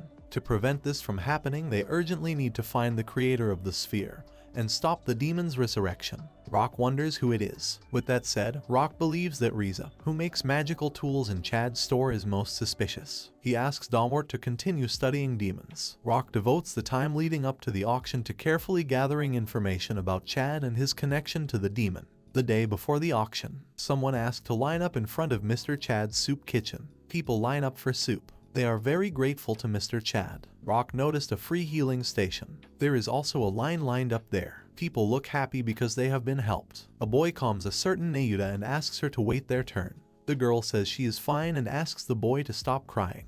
It is Nayuda's turn. The boy is worried about her. Lucky is convinced that Chad has everyone wrapped around his finger. Rock agrees with Lucky. If Chad hadn't been involved in any shady dealings, everything would have been perfect. Rock notices that there is a commotion near the guild bulletin board. There was a notice hanging on the board. To all adventurers, the city may be attacked by fishmen in the next few days. Please be prepared to fulfill this urgent request. Chad. Grizz was right, Rock said. Some in the crowd are already ready to fight back against the fishmen. Another doubts their coming. But there can be no doubt about Mr. Chad's prediction. The majority decides. Rock thinks about Mr. Chad's prediction, but his musings are interrupted by the crying of the boy they had seen earlier. They try to find out what happened. The child was frightened of Lucky, thinking he was a big dog. He cried even louder and asked for help. For the record, Lucky is not a dog. Rock asked him to come into the garden for a while. Now the big dog wasn't around, Rock assured the boy, but he only began to cry harder. Shannon intervened. She leaned over to the boy trying to find out what had happened. The boy began to calm down. Shannon praised him for this and called him brave. She assumed the boy was hungry and offered him a cookie. The boy happily thanked her for the treat. He was hungry, but that wasn't the point. His little sister was missing. Shannon wonders how she went missing. The boy explained that Lydia had tripped and hurt her leg, so she had gone to the healer. At this point, the boy went to get food, and when he returned, his sister was no longer there. The guy in the tent said that she had left, but he couldn't find her anywhere. Shannon realizes what has happened. She suggests calling the big dog, as it has excellent sniffing, so it can help find Lydia. The boy is encouraged. Shannon wonders if the boy wants to search for his sister with Lucky's help. He agrees. Lucky returns. Shannon apologizes for making a promise to the boy without asking the boys. They assure her that everything is fine. Lucky agrees to even be a dog for a while. Now it's up to Lucky. They ride Lucky across the rooftops on horseback. The boy is very surprised. He compares Lucky to the wind. Lucky is flattered by this. Lucky likes it. Rock notices that Shannon is good with kids. She explains that she has a younger brother who is a few years younger than her. Rock is grateful for her help. Shannon turns to a boy whose name happens to be Rylan.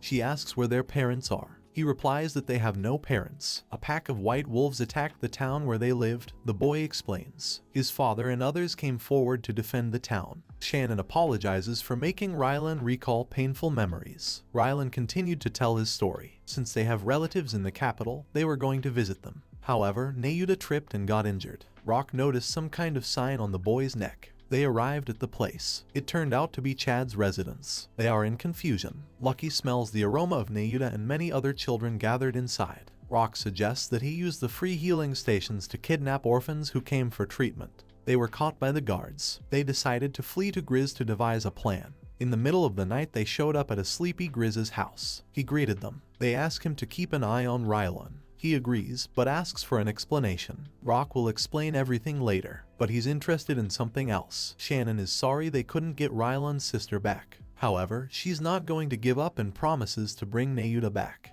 She asks the boy to stay with Grizz for a while. He believes them. The boy remembers Lydia telling him the same thing and asks him to take care of her. Rock arrives at the sorceress Reese's house to find Daub. However, he is not there at this time. The sorceress replies. Everything has become clear to Rock. Everything is just as he was told. He asks if Rise had mentioned something about Lydia before. He got her interested in the question. Rock said he learned about it from rumors while walking around town. Lydia seems to be hiding somewhere on the west coast, Rock told her. Rumor has it that after the undead horde flooded the capital, she was seriously injured or something. Rise thinks she was right and it was Lydia's mom. Rock is not responsible for the accuracy of what he said. However, he wanted to help, knowing she was looking for her. Rock leaves and asks him to tell Daub to say hello. Rise is glad that Lydia is hurt. At this point, Rock has finished laying out the bait. It remains to exchange information with Pedro and the mermaids. He will save Lydia and the others. Shannon approached the house. 2 guards stood at the gate. She asked them if the house belonged to Mr. Chad. The guards tensed up a bit. They didn't know who this girl was. The guards are crazy about the guest. They assumed that Shannon is a fan of Mr. Chad. If she insisted, they were willing to let her look inside for just a little while. In exchange for entering the house, they wanted to offer something but didn't have time. Rock came up behind them and stunned them. The guards fell to the ground. The guy was worried about the girl, but she was fine. Apologizing, she snatched the key from one of the guards. She inserted the key into the keyhole. Since they don't know what traps might be waiting for them in this house, they need to proceed with caution. They went inside. The boys found themselves in a huge courtyard. Rock was alert. He heard something. The sound came from a pack of wolf-like monsters. They were surrounded by red coyotes. These are Class B monsters, except that there are a lot of them. Patra came out of the monster garden asking to be entrusted with these monsters. She politely asked Mr. Coyote to make way for them. The coyotes ignored her request. Then Patra made a very loud noise and a huge angry ant appeared behind her. The coyotes were frightened and parted, making way for the boys. Patra thanked the coyotes. This was quite in the spirit of a classic queen of orange ants. She called out to Rock and pointed to the building the coyotes said the kids were in. He thanked her and patted her on the head. The boys headed onward. They came to the basement and started down the stairs. Chad is smart after all. By its very existence, the free healing center attracts parentless children. In the basement, there were kids behind bars. 5 boys were sitting around a table discussing how smart Mr. Chad is, because if you catch and sell children, you can make more money than by healing people. One of the men said that synthesized magical beasts were also worth a lot. He asked him to bring one along next time too. After that, he suddenly fell asleep. The other men also passed out sitting at the table. Only one of them was the most resistant. He was the last one to pass out. It turned out that they had been put to sleep by Seal using a soporific flower. Rock opened the grate and went in. The children were sitting in a circle, knees tucked up, with their hands bound. They looked puzzled at the boy and his friends. Rock inquired about their condition, but the children were silent. He then tried to reassure them by explaining that Rylan had asked them to help. One girl recognized the name. It was her brother. Rock realized it was Nayuta. She was fine. The rest of the children were convinced that the girl was right, that they would get help. After all, if you don't give up, there is sure to be a way out. It was exactly as Rylan had said. Nayuta is strong in spirit. Her older brother is a bit whiny, but the girl was raised that a lady should always be strong. They don't have much time. Rock gave Nayuta the keys, but she didn't need them. She picked the lock from the handcuffs with the wire. Rock and Patra were very surprised at this. The girl is convinced that picking locks is a lady's duty. It turned out that she had been looking for an opportunity to escape for a long time, but was puzzling over how she could get so many people out. Therefore, she was very glad that the boys came to help. Rock was puzzled, not knowing what to say. Nayuta set about freeing the others. Patra was interested in the process of picking locks. Nayuta was happy to show him how to do it. All he had to do was try to imitate her movements. Patra succeeded and was very happy. Now she was one step closer to becoming a lady. The boys released everyone. Nayuta thought about the red-haired coyotes. They had to be dealt with somehow. Patra reassured her. Everything would be alright because she was here. The Ant Queen boasted that she could just intimidate them. Nayuta really liked this kind of skill of Patra. She wouldn't mind learning such a thing too. Maybe she could do it too, just need to look formidable. Rock and Shannon looked at the girls in bewilderment. Nayuta portrayed a menacing expression on her face. Patra liked it. It was perfect. The girls seemed to have become good friends. The guys need to look for the prediction device and then return to Grizz. The boys went back to Grizz with the children. They asked him to take care of the children and told him that Rylana's little sister was also with them. Grizz didn't mind. Nayuta asked him where her older brother was. The man sighed. He contacted his relatives in the royal capital and sent him to them. Nayuta thanked him for everything he had done. Grizz approached Rock about their case. It was exactly as he had predicted. They would have fun tomorrow. That was great news. It meant they had a trump card. The next day came, 6 o'clock in the evening. People waiting for the auction to start. This is the venue. There are quite a few bidders at the slave auction. Rich people have an excess of free time. Rock decided to check with Grizz about meeting Chad after winning the mermaid auction. Grizz is sure that Chad always shows up at deals worth over 100 million. Rock shouldn't worry. There is a welcome speech from the auction host. The slave auction begins. The first caged slave is introduced, a male of the dragon god race. The starting bid is 100. The people sitting at the tables began to place their bets, raising the amount. Rock recognized the dragon as an acquaintance of his, Dracula. Rock asked Grizz to win this bidding, promising to pay him back later. He told him that this dragon had kept the boys from being captured by the guards. Grizz raised the bid to 500. There were whispers in the hall. Someone else had 500 as well, but people recognized who had made such a bid. There were no more bidders. The bid of 500 won. Rock thanked Grizz. He thought 500 was the approximate cost of slaves, but it was much cheaper compared to the market price. The demon god race is quite difficult to deal with, so they are somewhat unpopular, but 500 was still a good price. Since Grizz made the bid, the others knew that they wouldn't be able to outbid her. Grizz was rumored to be a spoiled rich kid. To him, everything was expected. The host announced the next lot that was presented. This lot was a sea pearl that is trumpeted to be caught because it is of the fighting kind. One of the most colorful pearls. It was the Mermaid Queen, with an initial bid of 50 million. Would they be able to save the Queen? The bidding for the Mermaid Queen has begun. The starting bid for her is 50 million. Instantly, the bids rose to 56.5 million. Grizz raised the bid to 100 million. The bidders recognized Grizz. The bids continued to rise to 130 million. Grizz raised to 300 million. The bidders got angry. It was a large sum. The host asked if there were anyone willing to raise the bid, but everyone was silent. The bid of 300 million won. This is what was expected of Grizz. He's just a rich kid. It's useless to compete with him. Grizz suggested that they go and pay the bill. They approached a good-natured mustached man. There was a guard standing next to him. The man recognized Mr. Grizz. The man turned out to be Chad. He thanked him profusely for buying the mermaid at this auction. Chad provided Grizz with a contract. Grizz began to sign it. Rock glared at Chad.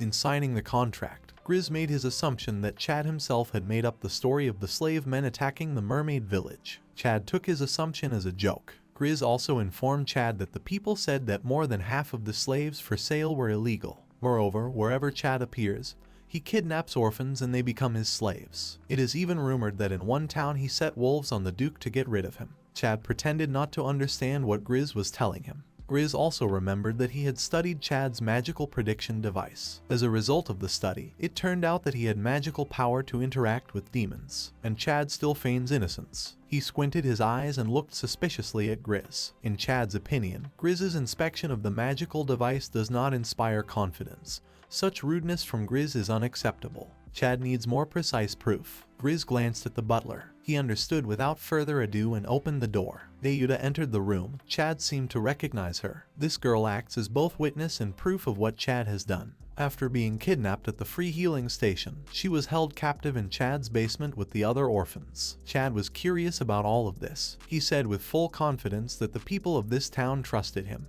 No one would believe the words of an orphan. Something seemed to have escaped Chad's attention. This girl's name is Nayuta Lewis. She is the daughter of a ducal family, one of the highest nobility. Chad was very surprised. He didn't seem to know that this girl was from a ducal family. As the rightful heir of the Louis family, the girl can confirm that Chad kidnapped and locked her in his basement. She also intends to publicize the fact that Chad instigated the White Wolf attack on their town that ruined her father and the others. Chad clearly did not expect to find a survivor of the Lewis family. He needs proof that this girl is from the Lewis family. Nayuta is ready to provide them. She moved her hair away from her back, revealing a tattoo. It was a crest that was proof that this girl was from the Lewis family. Chad is very angry. A slave trader like Chad may not know, but many ducal families have a tradition of placing their coat of arms on a part of their body. Each family uses their own secret dye, so this really is proof. In addition, this girl's older brother is on his way to Grizz's relatives in the royal capital, and soon their true identities will be revealed.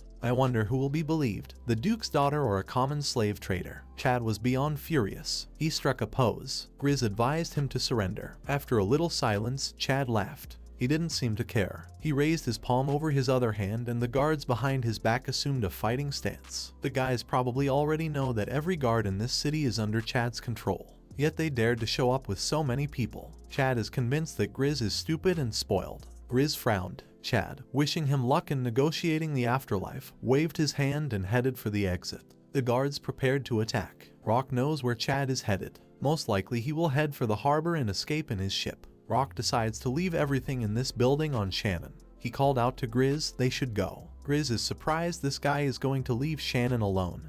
This is over the top. This girl is not a timid girl. She boldly threw herself into attacking the guards. Shannon wields her sword with dexterity. The advantage is on her side. No one will be ignored. Shannon will disarm anyone who gets in her way. She's done it. The guards are terrified and her friends admire the girl. Shannon is training with Fenrir. She's not just a pretty girl. Shannon is shocked that Rock thinks she's cute. Shannon starts laughing nervously. The guards didn't like it. Time to move on. Dob shows up at the guy's house. He is surprised that Rock is actually working with Grizz. Dob is in charge of issuing slaves. He has already prepared the 2 slaves he bought. Rock is glad that Drackle is okay. Looks like Drackle owes this guy again. Drackle shouldn't even think about it, since Rock wanted to thank him for his help. Drackle would like to ask Rock something. Why is the mermaid worth 300 million and he is only worth 500,000? Is Rock saying that the dragon god race is not worth that kind of money? Drackle can't accept that. He asks to replay the whole thing. Rock apologized. They are in a hurry and don't have much time. He asks Drackle to take the mermaid back to the sea. The dragon didn't mind helping, but it was cruel to leave him like that. Rock looked back. He walked over to the aquarium and the mermaid came out of it. She jumped out of the water. Rock was able to catch her. Would he mind carrying the mermaid queen in his arms? Rock didn't mind. The one who paid was Grizz, so the mermaid shouldn't call him master. He shouldn't worry about the little things. It was time to go. Rock realized that she was indeed May's mother.